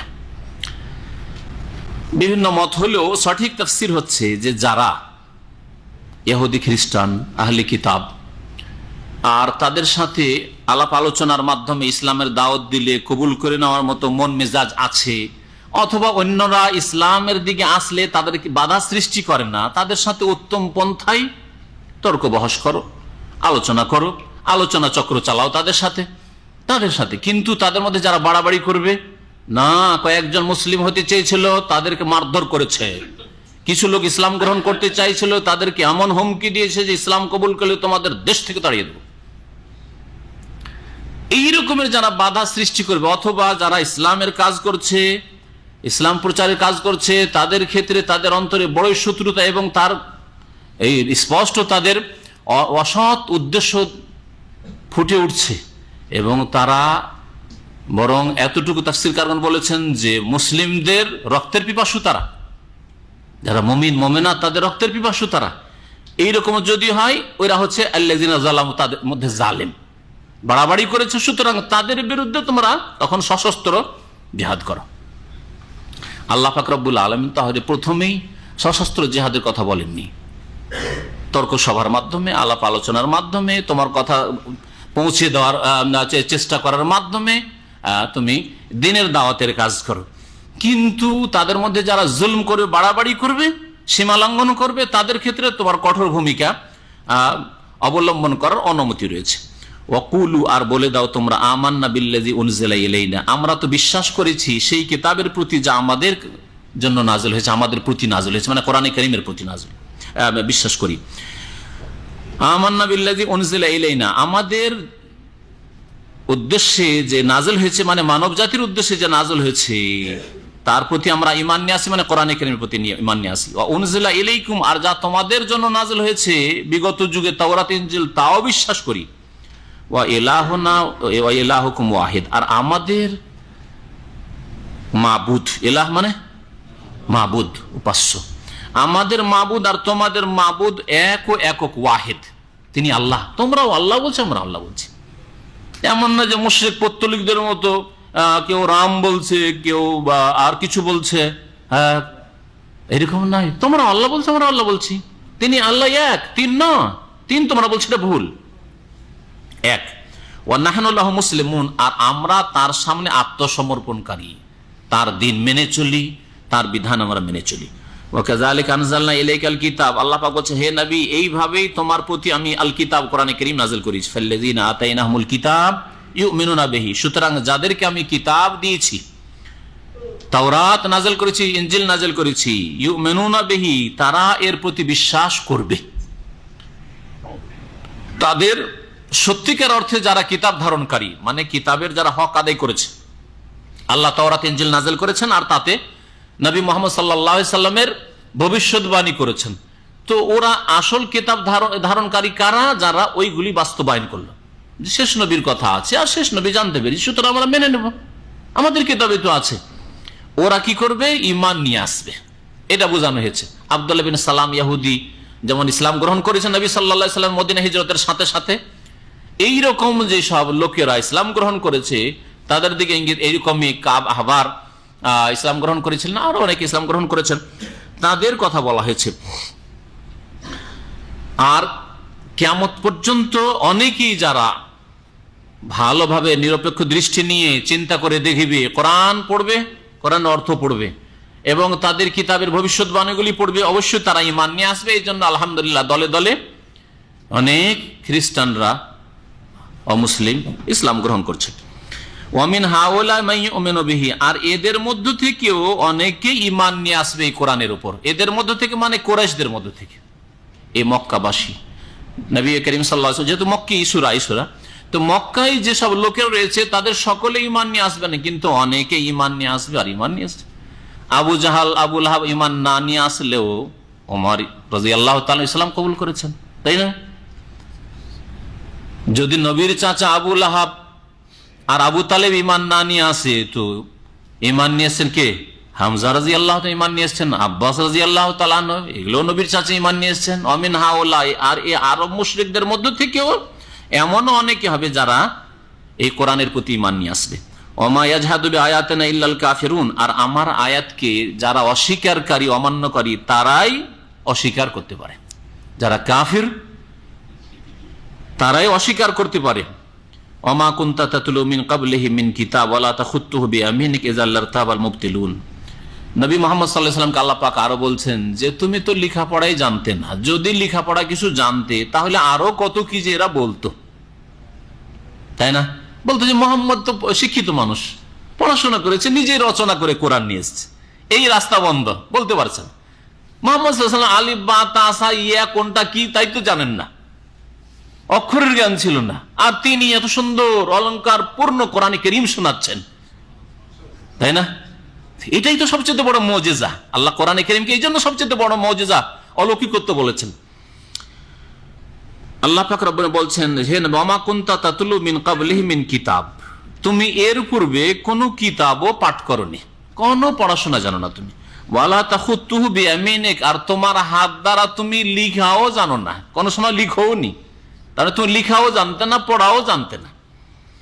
যদি তা হইতো, মানে তুমি লিখতে পড়তে জানতে, ইযাল লারতাবাল মুবতিলুন, তাহলে বাতিলপন্থীরা, কাফের মুশরিকরা কি করতো? আরো সন্দেহে পড়ে যেত যে দেখো দেখো মুহাম্মদ বলছে কোরআন আল্লাহর ওহী নাই, এ তো অশিক্ষিত মানুষ, আর আরবি ভালো জানে, আরবি আর ভাষাপটু, আর কুরাইশ বংশের লোক, দেখো শুদ্ধ ভাষা দিয়ে কত সুন্দর কোরআন নিজে এই করছে, নিজে রচনা করছে। এটা বলার রাস্তাই নেই তাদের। বাল হুয়া আয়াতুম বাইয়িনাতুন ফি সুদুরিল্লাযিনা উতুল ইলম, আল্লাহ পাক বলেন বরং এই কোরআনে কারীম হচ্ছে সুস্পষ্ট আয়াত সমূহ, ফি সুদুরিল্লাযিনা উতুল ইলম, ওই লোকদের অন্তরে নক করবে যাদেরকে জ্ঞান দেওয়া হয়েছে। যারা জ্ঞানী মানুষ কোরআনে কারীম শুনলেই তারা প্রভাবিত হবে।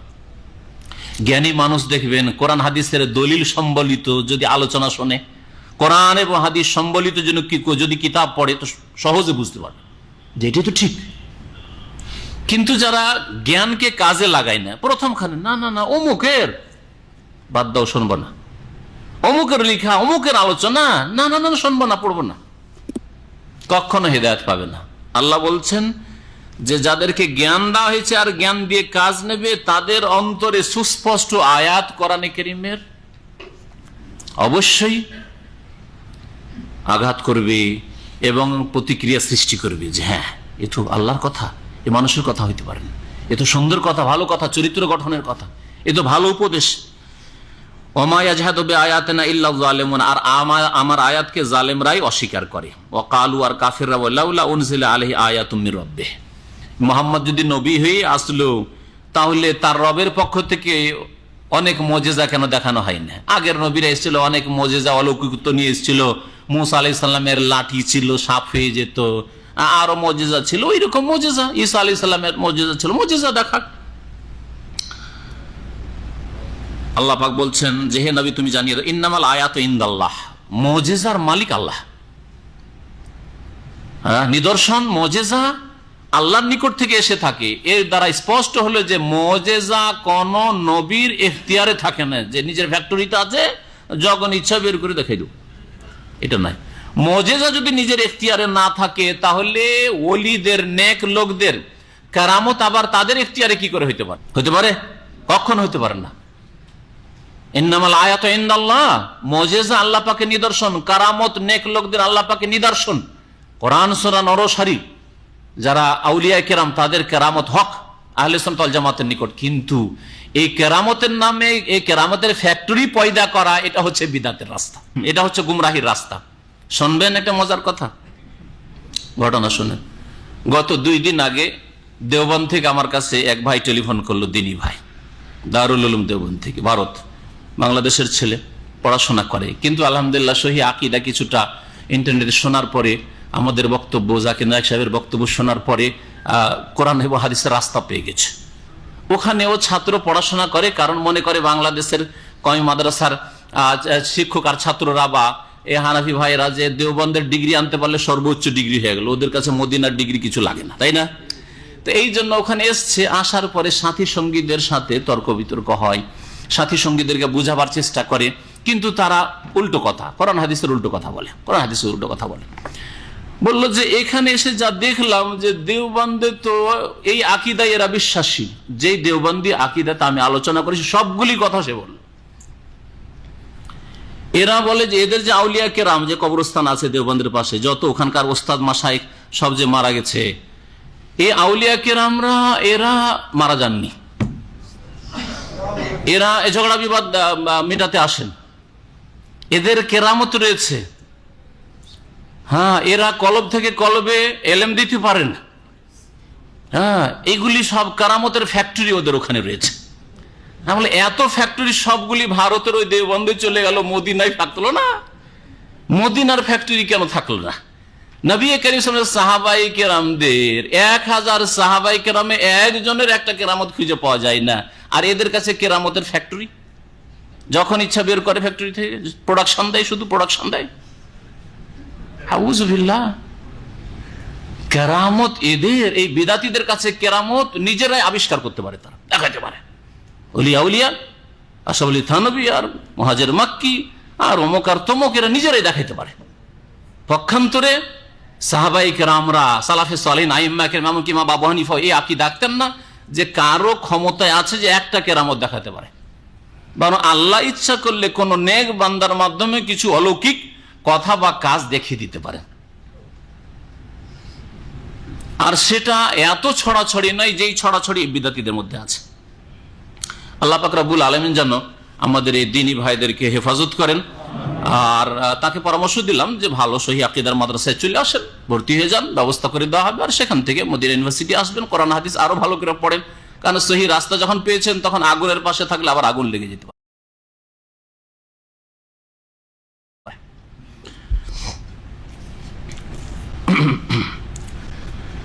আল্লাহ পাক বলছে ইন্নামাল আয়াতু ইনদাল্লাহ, নিদর্শন মুজিজা হোক আর কেরামত ইনদাল্লাহ, আল্লাহর নিকট থেকে হয়ে থাকে। কোন ওলির কাছে আর নবীর কাছে ফ্যাক্টরি থাকে না। যদি ফ্যাক্টরি থাকতো তো নবী মুসা আলাইহিস সালাম জানতে পারতেন যে আমার এটা মুজিজা, আর আমি ছাড়ছি, আমি একে সাফ করব, তো পালাবেন কেন? কেন পালাবেন বলেন? পালিয়েছিলেন না, পালাননি? কোরআন আছে না? চিন্তা করেন তাহলে, নবীদের যদি অবস্থা হয় তো ওলি কোন ক্ষেতের, ওলি কোন ক্ষেতের নবীদের সামনে?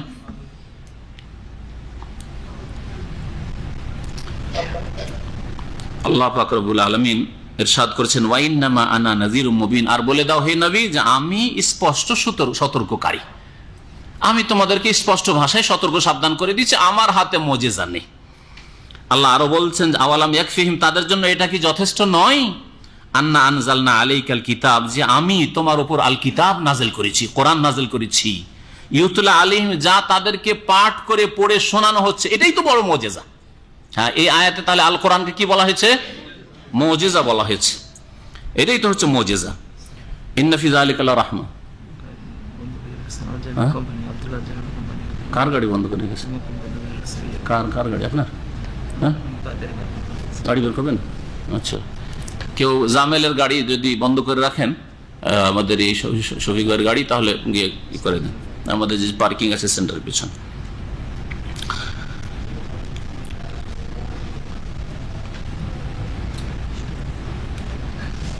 কি বলছিলাম?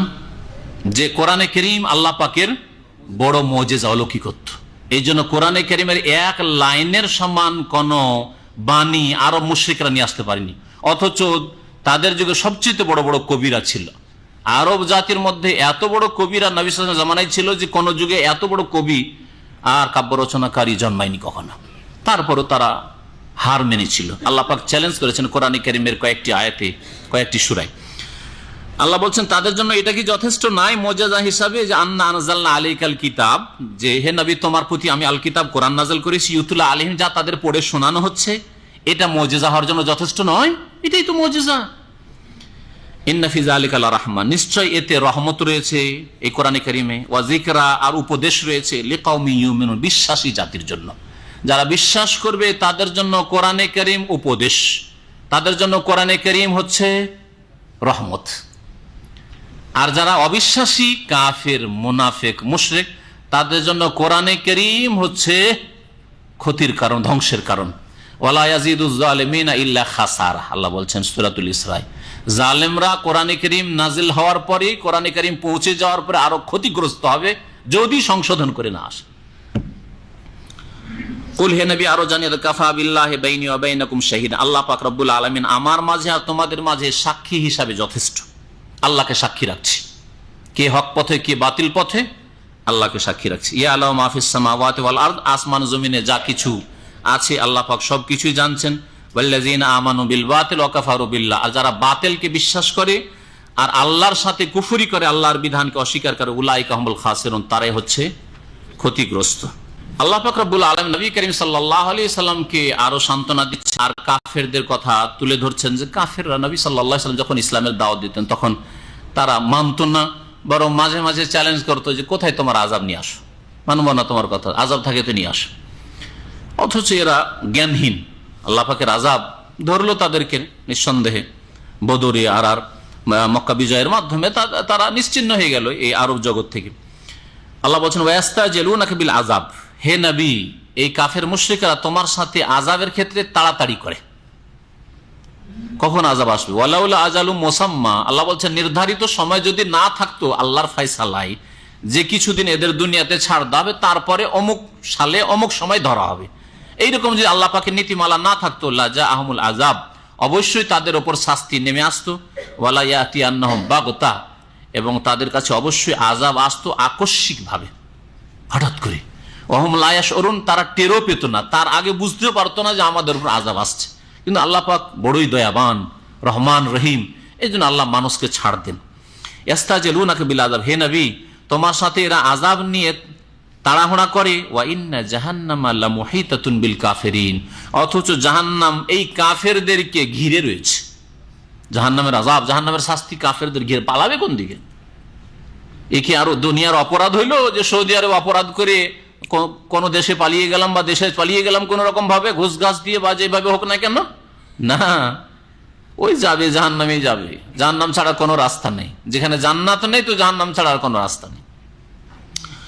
আল্লাহ দুইবার করে বলেছেন ইস্তাজিলুনাকা বিল আযাব, হ্যাঁ, আযাবের ক্ষেত্রে এই কাফের মুশরিকরা তাড়াতাড়ি করে, এই কথা দুইবার বলেছেন, হয় তাগিদের জন্য, একটা কথাকে তাগিদ করার জন্য রিপিট করে মানুষ, আমরাও করি তাই না, এটা গুরুত্বপূর্ণ কথাকে মানুষকে সজাগ করার জন্য দুইবার তিনবার বলে থাকি বিভিন্ন ভঙ্গিমায়, এটা হইতে পারে। আর এটাও হইতে পারে যে প্রথমটা সংবাদ, যে আরো আরো মুশরিকরা তোমার সাথে আযাব নিয়ে তাড়াতাড়ি করে, আর দ্বিতীয়টা আশ্চর্য হওয়াটাকে প্রকাশ করা, যে এদের আযাব নিয়ে তাড়া করা, আযাবকে ত্বরান্বিত করা, এটা হচ্ছে এদের আশ্চর্য বিষয়। কিভাবে এরা আযাব সম্পর্কে তাড়াহুড়া করছে, যে কখন আযাব আসবে। এরা কি আল্লাহ পাক রব্বুল আলামিন এর আযাবকে একটু ভয় করে না? আযাব সম্পর্কে কেউ এটা চ্যালেঞ্জ করে যে কখন আযাব আসবে? তাহলে দ্বিতীয় ইস্তাজিলুনাকা বিল আযাবি, আল্লাহ পাক আশ্চর্য হওয়াটাকে প্রকাশ করেছেন। ইয়াউমা ইয়াগশাহুমুল আযাব, যেই দিন তাদেরকে আযাব ঢেকে ফেলবে, তাদের উপর থেকেও, মিন তাহতি আরজুলিহিম, তাদের পায়ের নিচে থেকেও, মানে জাহান্নাম। ইয়াকুলু যুকু মা কুনতুম তা'মালুন, আর বলা হবে যে তোমরা যা কিছু কর্ম পাপ করেছিলে দুনিয়ায়, তার শাস্তির আস্বাদন করতে থাকো। ইয়া ইবাদিয়াল্লাযিনা আমানু, এখান থেকে মুমিন, কমজোর, দুর্বল যারা মক্কায় নির্যাতিত ছিলেন তাদেরকে বলা হচ্ছে, আল্লাহ পাক ইরশাদ করছেন, হে আমার বান্দারা, আল্লাযিনা আমানু, যারা ঈমান নিয়ে এসেছো, ইন্না আরদি ওয়াসিয়া, নিশ্চয় আমার পৃথিবী বড় প্রশস্ত, মক্কাতেই থাকতে হবে, মক্কা ছাড়া যাবে না, এমনটা নয়। আমার জমিন প্রশস্ত রয়েছে, দুনিয়া অনেক প্রশস্ত রয়েছে। ফাইয়া ফাবুদুন, সুতরাং আমারই ইবাদত করো। মক্কায় যদি ইবাদত বন্দেগী করা সম্ভব না হয়, তাওহীদ কায়েম করা সম্ভব না হয়, শিরক মুক্ত থাকা সম্ভব না হয়, ইমানের ফিতনার আশঙ্কা থাকে, জুলম অত্যাচারের শিকার হও, হিজরত করো। আল্লাহ এখানে প্রথম হিজরত করতে বলেছেন। এই জন্য নবী করিম সাল্লাল্লাহু আলাইহি ওয়াসাল্লামের বহু সাহাবায়ে কেরামরা মক্কা থেকে হিজরত করে প্রথম হিজরতে কোথায় গিয়েছিলেন? হাবাসা, আবেসিনিয়া চলে গিয়েছিলেন। ওখানে আসহামা নামক নাজাসী যে রাজা ছিলেন, তিনি খ্রিস্টান হলেও বড় ন্যায় পরায়ণ ছিলেন, তিনি আশ্রয় দিয়েছিলেন আর তারপরে তিনি ইসলামও গ্রহণ করেছিলেন। আর ওখান থেকে পরে আবার হিজরত করে তারা মদিনায় চলে এসেছিলেন।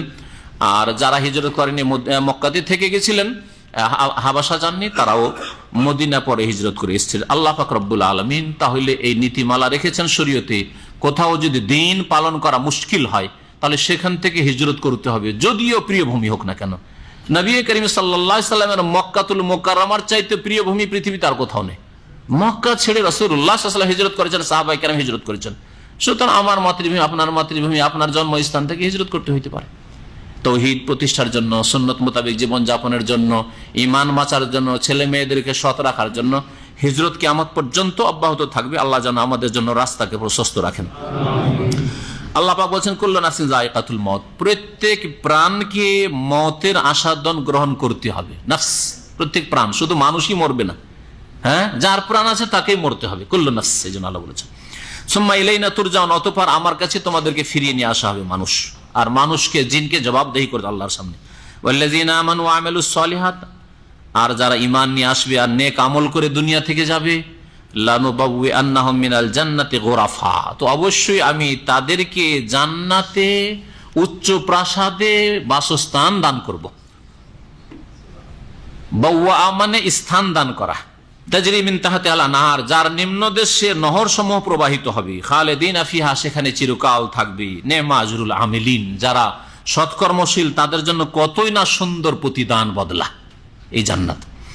আল্লাযিনা সাবারু, যারা সৎকর্মশীল তারা কেমন, বলছে এরা ধৈর্য ধারণ করে, দিনের ওপর ধৈর্য ধারণ করে, পাপ থেকে ধৈর্য ধারণ করে, লোভ সামলিয়ে থাকে, বালা মুসিবতে কষ্টে ধৈর্য ধারণ করে। এই ধৈর্য ধারণ তিন প্রকারের। এরাই হচ্ছে সত্যিকার অর্থে মুমিন। ওয়া আলা রাব্বিহিম ইয়াতাওয়াক্কালুন, আর তাদের প্রতিপালকের উপর তারা আস্থা ভরসা রাখে। ওয়া কাআইয়্যিম মিন দাব্বাতিন লা তাহমিলু রিজকাহা আল্লাহু ইয়ারযুকুহা ওয়া ইয়্যাকুম ওয়া হুয়াস সামিউল আলিম। এখানে আল্লাহ পাক মানুষকে রিজিকের চিন্তা করতে নিষেধ করছেন। আল্লাহ পাক বলছেন ওয়া কাআইয়্যিম মিন দাব্বা, বহু জীবজন্তু আছে। কাআইয়্যিন মানে অনেক, কত শত জীবজন্তু আছে, অসংখ্য প্রাণী আছে। লা তাহমিলু রিজকাহা, যেসব প্রাণী নিজের রিজিক নিজে উপার্জন করতে পারে না। তাহমিলুর শাব্দিক অর্থ বহন করতে পারে না, নিজের রিজিকটা বয়ে নিয়ে আসতে পারবে না। নিজের রিজিকটা যে অর্জন করে নিয়ে আসবে, হাসিল করে নিয়ে আসবে, তার ক্ষমতাও নেই। আপনি আমি যখন মায়ের পেট থেকে ভূমিষ্ঠ হয়ে পড়েছিলেন, হ্যাঁ, কত অসহায়। হ্যাঁ, মায়ের পেটে যখন ছিলেন কত অসহায়, এমনকি মুখ দিয়ে টানারও ক্ষমতা ছিল না, যার ফলে আল্লাহ পাক রব্বুল নাভি দিয়ে দিয়েছে, নাভি দিয়ে খাবার দিয়েছেন। সুবহানাল্লাহ, কিভাবে আল্লাহ রিজিক পৌঁছেছেন। মানুষের কথা চিন্তা করেন, তারপর অন্যান্য প্রাণী, ক্ষুদ্র থেকে ক্ষুদ্রতম প্রাণীর কথা চিন্তা করেন। মাটির তলায়, সমুদ্রে, কোথায় কোথায় আছে, প্রত্যেক প্রাণীর জন্য আল্লাহ পাক রিজিকের ব্যবস্থা করেছেন। রিজিকের ব্যবস্থা করেছেন। বহু প্রাণী রয়েছে লা তাহমিলু রিজকাহা, যেসব প্রাণী নিজে রিজিক বহন করতেই পারে না, আল্লাহু ইয়ারযুকু, আল্লাহ তাদেরকে রিজিক দিয়ে থাকেন। ওয়া ইয়্যাকুম, আর তোমাদেরকেও রিজিক দিয়ে থাকেন। তো তোমরা এত রিজিকের জন্য কেন চিন্তা করো যে বিয়ে শাদী একটু লেটেই করব, আর তারপরে বিয়ে শাদী করে ছেলে মেয়ে বেশি নেব না, একটা না হয় দুটো নেব, কারণ এতগুলিকে খাওয়াইতে পারবো না, এতগুলিকে পড়াইতে পারবো না। এই চিন্তা কেন? পশু পাখি তো তোমার চাইতে ভালো হতো। হ্যাঁ, এরকম চিন্তা তো করে না যে বেশি বাচ্চা হলে খাওয়াইতে পারবো না। তোমরা কেন এত চিন্তা করো? যাদের রুজি রোজগারের ক্ষমতাই দেওয়া হয়নি, তোমাদেরকে আলহামদুলিল্লাহ বিবেক বুদ্ধি দেওয়া হয়েছে আর কাজ করার ক্ষমতাও দেওয়া হয়েছে, তারাই সব চিন্তা করে না। তাহলে যারা মনে করে যে বেশি ছেলে মেয়ে হলে সামলাতে পারবো না, খাওয়াইতে পারবো না, এর আল্লাহর উপর তাওয়াক্কুল ভরসা রাখে না, তাদের ইমানেই ত্রুটি রয়েছে। মহান আল্লাহ ইরশাদ করছেন ওয়া হুয়াস সামিউল আলিম, আল্লাহ সবকিছু শোনেন এবং জানেন। আল্লাহ শুনছেন যে কে রিজিক চাইছে, কার রিজিকের প্রয়োজন আছে, আর যদি নাও ডাকে জানছেন যে অমুকের বাড়িতে ছেলে মেয়ে জন্মেছে, সুতরাং রিজিক দিতে হবে। রিজিকের রাস্তা খুলতে হবে, অমুক বিয়ে করেছে সুতরাং রিজিকের বরকত দিতে হবে, না হলে চলবে কি করে, তার একটি পেট ছিল এখন দুটো হয়েছে। আর অধিকাংশ মানুষ ভালো করে এটা টের পাচ্ছেন। আপনি নিজের কথাই চিন্তা করেন, বিয়ের আগে একটা পয়সা বাঁচাতে পারতেন না, ঠিক কিনা? কিন্তু বিয়ের পরে আলহামদুলিল্লাহ অনেক পয়সা বাঁচাচ্ছে, ছেলে মেয়ে হয়েছে আলহামদুলিল্লাহ, আরো রিজিকের রাস্তা খুলেছে, আরো খুলেছে। আপনার হাতে এগুলো আল্লাহ পাকের হাতে, গায়েবে আল্লাহর পক্ষ থেকে হচ্ছে, আল্লাহর কারখানায়। আপনি বুঝতে পারছেন না, আপনাকে ঈমান রাখতে হবে কোরআনের উপর। আর মুশরিকদেরকে যদি জিজ্ঞাসা করো হে নবী যে আসমান সমূহ আর পৃথিবীকে কে সৃষ্টি করেছে, ওয়াসাখারা শামস ওয়াল কামার, আর সূর্য চন্দ্রকে কে নিয়ন্ত্রণ করেছে, লা ইয়াকুলুন্নাল্লাহ, অবশ্যই তারা বলবে আল্লাহ। তাহলে কাফের মুশরিক আরবের তারাও সৃষ্টিকর্তা আসমানের, জমিনের, সূর্য চন্দ্রের এবং এসবের নিয়ন্ত্রণকারী কাকে মনে করত? আল্লাহকে বলতো। লাত হোবালকে বলতো না, উজ্জাকে বলতো না, দেবদেবীকে বলতো না। এরাকে বলতো যে আল্লাহ পর্যন্ত পৌঁছার মাধ্যম। এদের সিজদা করলে, এদেরকে ডাকলে, এদের পুজো করলে আল্লাহ পর্যন্ত পৌঁছা যায়। কিন্তু সৃষ্টিকর্তা, হ্যাঁ, ছেলে মেয়ে দেনেওয়ালা, রোগের আরোগ্য দাতা, নিয়ন্ত্রণকারী কে? আল্লাহ। পক্ষান্তরে মুসলিম সমাজের কবর মাজার পন্থী যারা মুশরিক, তারা কি করে? হ্যাঁ, নিয়ন্ত্রণের ক্ষেত্রেও মনে করে যে গস কুতুব পৃথিবী নিয়ন্ত্রণ করে, গস কুতুব নিয়ন্ত্রণ করে। তারপরে গস কুতুব অলিয়া উলিয়া মুরিদানদের খবর রাখে, সাহায্য করে, গাইবি মদত করতে পারে, হ্যাঁ, উদ্ধার করে, রোগ ভালো করা আল্লাহ পাকের কাজ। এটা রুবুবিয়াত। রুবুবিয়াতের ক্ষেত্রে আরব মুশরিকেরা শিরক করতো না। কখনো আরবদের ইতিহাসে পাবেন না, মুশরিকদের ইতিহাসে, আবু জাহল, আবু লাহাবের ইতিহাসে, যে কেউ রোগী হয়েছে তখন গিয়ে লাত দেবীকে, উজ্জা দেবীকে গিয়ে বলছে যে আমাকে ভালো করা, আমার রোগ দূর করা। এটা করতো না তারা। তারা শুধু পুজো পাঠ করত, আর রোগ ভালো করতে একমাত্র আল্লাহ পারবে, এসব দেবদেবীর হাতে নাই। তাহলে শিরকের ক্ষেত্রে আজকালকার যারা শিরকারী, তারা আগের প্রাচীন যুগের মুশরিক চাইতো মারাত্মক শির করে থাকে। আল্লাহর কাজে রুবুবিয়তও শির করে, আর উলুহিয়াত ইবাদত বন্দেগী তো শির করে। আল্লাহ পাক তারপর ইরশাদ করেন, আল্লাহ ইয়াবসুতু রিজকা লিমান ইয়াশা, আল্লাহ পাক যার জন্য চান রিজিকের দ্বারকে প্রশস্ত করে দেন। আল্লাহ যাকে চান অফুরন্ত রিজিক দেন, মিন ইবাদি, তার বান্দাদের মধ্য থেকে, ওয়া ইয়াকদিরু লাহু, আর যার জন্য চান আল্লাহ পাক সংকুচিত করে দেন। একই লোকের জীবনে কখন আল্লাহ পাক সংকুচিত, অভাব দেন, কাজকর্ম বন্ধ হয়ে গেল, রুজি রোজগার বন্ধ হয়ে গেল, যা ইনকাম করা ছিল বসে বসে খাচ্ছেন, কাজ শুরু করছেন কিন্তু কাজ মানে কামিয়াব হইতে পারছেন না, হতে পারে। হ্যাঁ, আচ্ছা আচ্ছা। আল্লাহ পাক রব্বুল আলামিন বলছেন যে তাদেরকে যদি জিজ্ঞাসা করে যে আসমান জমিন কে সৃষ্টি করেছে এবং সূর্য চন্দ্রের কে নিয়ন্ত্রণ করে, তাহলে তারা কি বলে? আল্লাহ। লা ইয়াকুলুন্নাল্লাহ ফাআন্না ইউফাকুন, তাহলে আল্লাহকে যখন নিয়ন্ত্রণকারী, আল্লাহকে সৃষ্টিকর্তা মানছো, তাহলে আল্লাহ পাকের ইবাদতের ক্ষেত্রে কোথায় উল্টো ফিরে যাচ্ছ? ফাআন্না ইউফাকুন, তারা কোথায় ফিরে যাচ্ছে? ইউফাকুন মানে উল্টো দিকে ফিরে যাওয়া। আল্লাহ পাক রব্বুল আলামিন তাহলে যখন সৃষ্টিকর্তা, নিয়ন্ত্রণকারী, তাহলে ইবাদত বন্দেগী, সিজদা, দোয়া কার জন্য হইতে হবে? তারই জন্য হইতে হবে। তাওহীদে রুবুবিয়াত, তাওহীদে উলুহিয়াতের দলিল যে যিনি সৃষ্টিকর্তা, যিনি রিজিক দাতা, তারই ইবাদত বন্দেগী, তার কাছে দোয়া সিজদা হইতে হবে। আর আজকালকার এক শ্রেণীর মুশরিকরা তাওহীদে রুবুবিয়াতও শিরক করে, আর উলুহিয়াত ইবাদত বন্দেগীর ক্ষেত্রেও শিরক করে। আল্লাহ পাক বলছেন, আল্লাহ ইয়াবসুতু রিজকা লিমান ইয়াশা, আল্লাহ পাক যার জন্য চান রিজিককে প্রশস্ত করেন তার বান্দাদের মধ্য থেকে, আর যার জন্য চান সংকুচিত করেন। এতে আল্লাহ পাকের হিকমত রয়েছে। আল্লাহ পাক হয়তো আপনাকে দেননি, এতে কল্যাণ আছে। অনেক সময় আপনার ছেলে মেয়ে হয়নি, আপনি পেরেশান হচ্ছেন, ওতে হয়তো কল্যাণ আছে। আপনার এমন ছেলে হয়তো যে আপনাকে সকাল বিকাল কষ্ট দিত, ওর চাইতে ছেলে না হয় ভালো। কিন্তু আপনি এই কারখানা সম্পর্কে, গায়বী কারখানা সম্পর্কে জানেন না। আল্লাহ আপনার জন্য কল্যাণ চেয়েছেন। আল্লাহ আপনাকে মেয়ে দিয়েছেন, মনটা খুব চায় একটা যদি ছেলে হইতো। হতে পারে ছেলে এত বদ প্রকৃতির হইতো যে শান্তি থাকতো না, আপনার শান্তি কেড়ে নিত, ঘুম কেড়ে নিত, যার ফলে আল্লাহ পাক আপনাকে মেয়ে দিয়েছেন। এতে বলেন আলহামদুলিল্লাহ, এতে আল্লাহ পাকের শুকরিয়া আদায় করেন। আল্লাহ পাকের গায়েবের কারখানা আপনি জানেন না। ইন্নাল্লাহা বিকুল্লি শাইইন আলিম, আল্লাহ সবকিছু সম্পর্কে সম্যক জ্ঞানী। ওয়ালা ইন সাআলতাম মান নাযালা মিনাস সামাই মান, আল্লাহ আরো বলছেন যদি আরো মুশরিকদেরকে জিজ্ঞাসা করো আকাশ থেকে বৃষ্টি বর্ষণ কে করে, পানি কে বর্ষায়, ফাআহিয়া বিহিল আরদা বাদা মাউতি মিন বাদি মাউতিহা, আর এই ভূমি পৃথিবী মরে যাওয়ার পরে, জমিন অনাবাদ হয়ে যাওয়ার পরে এই জমিনকে কে প্রাণ দান করে, সঞ্জীবিত করে, লা ইয়াকুলুনাল্লাহ, অবশ্যই তারা কি বলে আল্লাহ। তাহলে বৃষ্টি বর্ষণকারী আল্লাহ, রিজিকে বরকত দেনেওয়ালা আল্লাহ, ফসলের ফলন দেনেওয়ালা আল্লাহ। আর এক শ্রেণীর মাজারপন্থীরা মনে করে যে বাবার দরগাহে এবার চাদর চড়িয়ে এসেছি সেই জন্য আম বাগানে ফলন বেশি হয়েছে। আমার এলাকার একটা ঘটনা বলছি, এক সেট মহাজন গেছে আজমেরে, আজমেরে গিয়ে ওই বছর গুমরা চাদর চড়িয়ে এসছে। আসার পর আল্লাহর পরীক্ষা, ওই বছর আম ব্যবসা, ফজলি আমের ব্যবসা, আমাদের তো মালদা রাজশাহী বুঝছেন ফজলি আমের এলাকা, ফজলি আমে খুব উন্নতি হয়েছে। তারপরে বলে বেড়াচ্ছে তাগুত যে খুব ফলন হয়েছে এবার, কেন, যে বাবার দরগাহে গিয়ে চাদর চড়িয়ে এসছে ওই জন্য। তাহলে এই মুশরিক চাইতে আরো আবুল আবু জাহেল মুশরিকরা তো অনেক ভালো ছিল, তারা এই কথা বলতো না যে রিজিকের বরকতের মালিক, বৃষ্টির মালিক, আর ফসলের ফলনের মালিক, আর আম বাগানের ফলন, খেজুর বাগানের ফলনের মালিক লাত উজ্জা দেব, এইসব কথা বলতো না। বলি আলহামদুলিল্লাহ, হে নবী তুমি বলো আলহামদুলিল্লাহ। যখন তোমরা রুবুবিয়াত আল্লাহর প্রভুত্ব মেনে নিচ্ছ, আল্লাহর কাজগুলি মেনে নিচ্ছ, তা আল্লাহর কাজে কেউ শরিক নেই, আল্লাহর ইবাদতে কোনো শরিক নেই।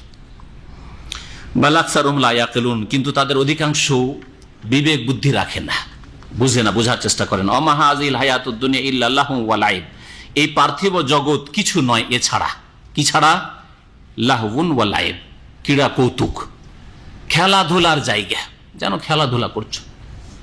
এই খেলাধুলা করতে গিয়ে ভাঙচুর করবে না, খেলাধুলা করতে গিয়ে আল্লাহর বিধান অমান্য করবে না, খেলাধুলা করতে গিয়ে আল্লাহর বিধান লঙ্ঘন করবে না, আল্লাহর সীমানাকে পার করবে না।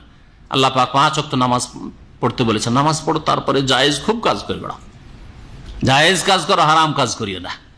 রমজানে রোজা রাখো, সারাদিন রোজা রেখে রাত্রে যা ইচ্ছা তাই খাও, হালাল খাও, হারাম খেও না। হ্যাঁ, রোজা ইফতার করার পরে মুখে সিগারেট ধরিয়ে দিলেন, আল্লাহ পাকের সীমানা লঙ্ঘন করলেন। হ্যাঁ, দিনে রোজা রাখেন, রাত্রে ফিল্ম দেখছেন, আল্লাহ পাকের সীমানা লঙ্ঘন করলেন।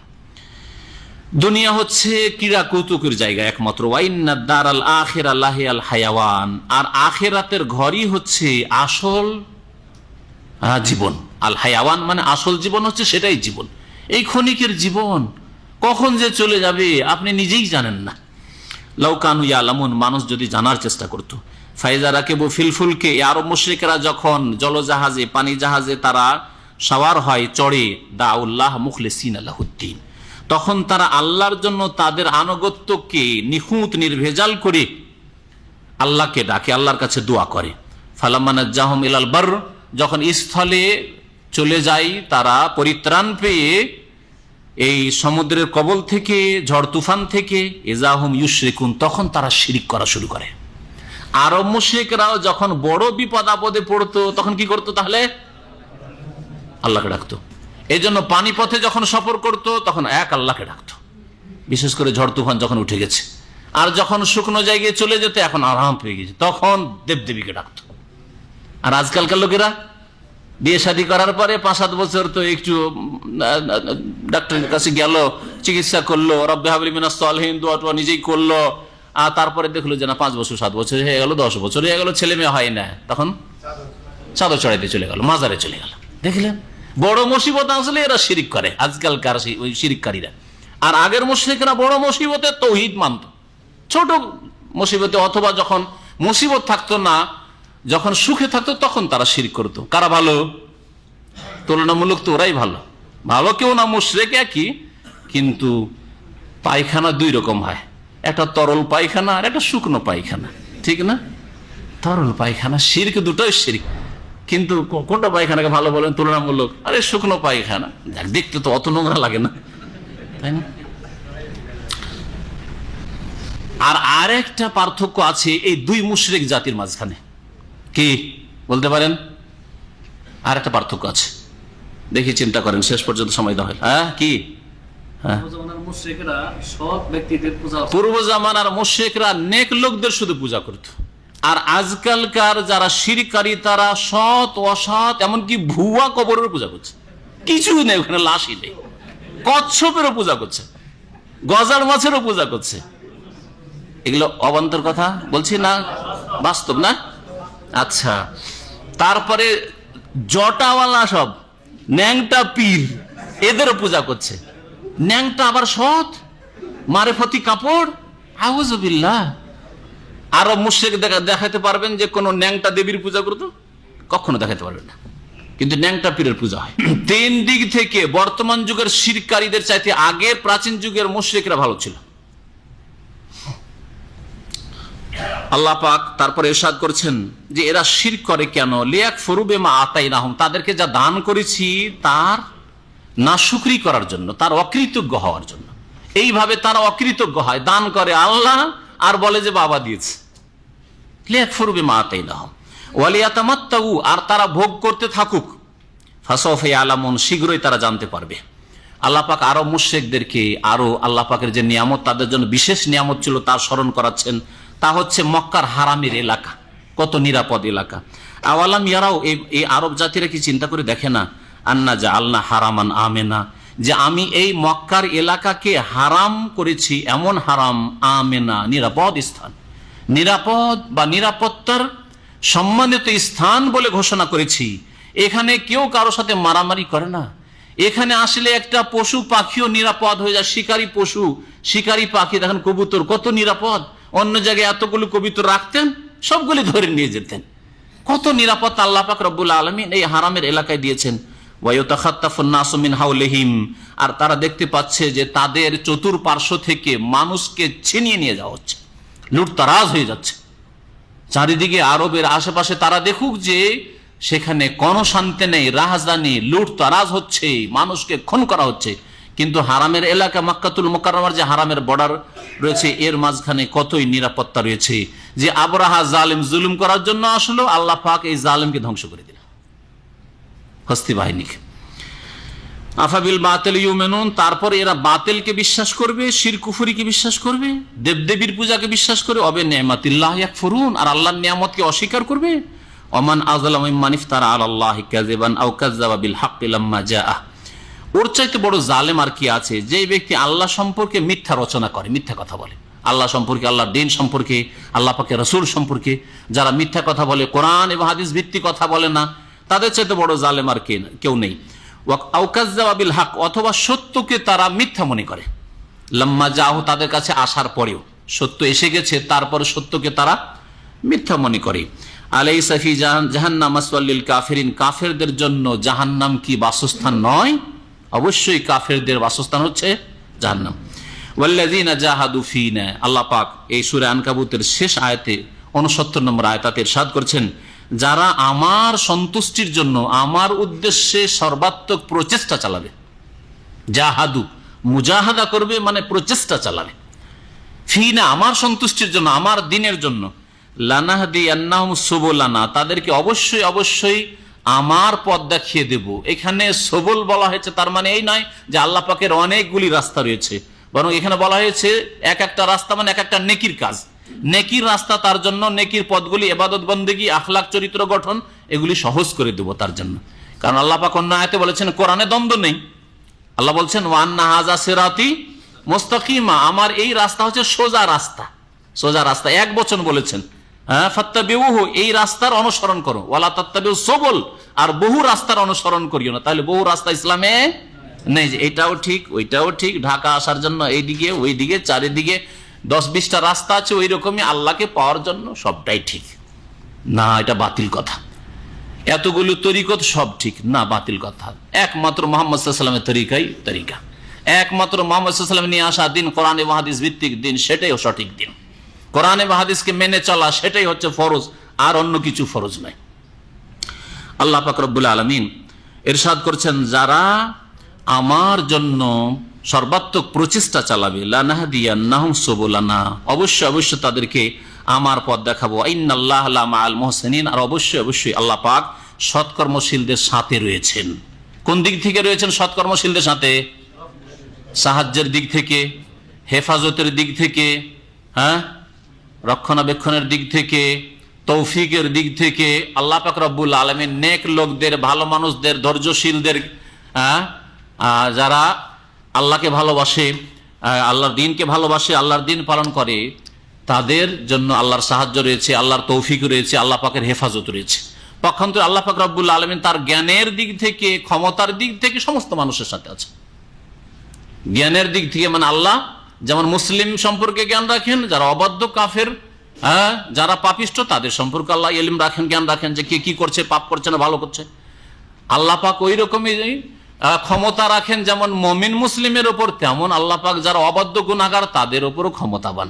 তাহলে ক্ষমতার দিক থেকে, ইলমের দিক থেকে, পরিবেষ্টনের দিক থেকে আল্লাহ পাকের কুদরতের বাইরে, জ্ঞানের বাইরে কোনো শক্তি নেই। আল্লাহ পাক জাতের দিক থেকে সর্বত্র বিরাজমান, আল্লাহ পাক জাতের দিক থেকে আরশে আজিমের ওপর আছেন আর সৃষ্টির ঊর্ধ্বে আছেন। আর রহমান ও আলাল আরশি ইস্তাওয়া, রহমান দয়াবান আরশের ওপর রয়েছেন। আল্লাহ পাক আরশের ওপরেও আছেন আর সৎকর্মশীল বান্দাদের সাথেও আছেন, আর প্রত্যেক সৃষ্টির সাথেও আছেন। যেমন ভাবে বললাম, ওয়া সাল্লাল্লাহু আলা নবিয়িনা মুহাম্মদ ওয়া আলা আলিহি ওয়া সাহবিহি আজমাইন।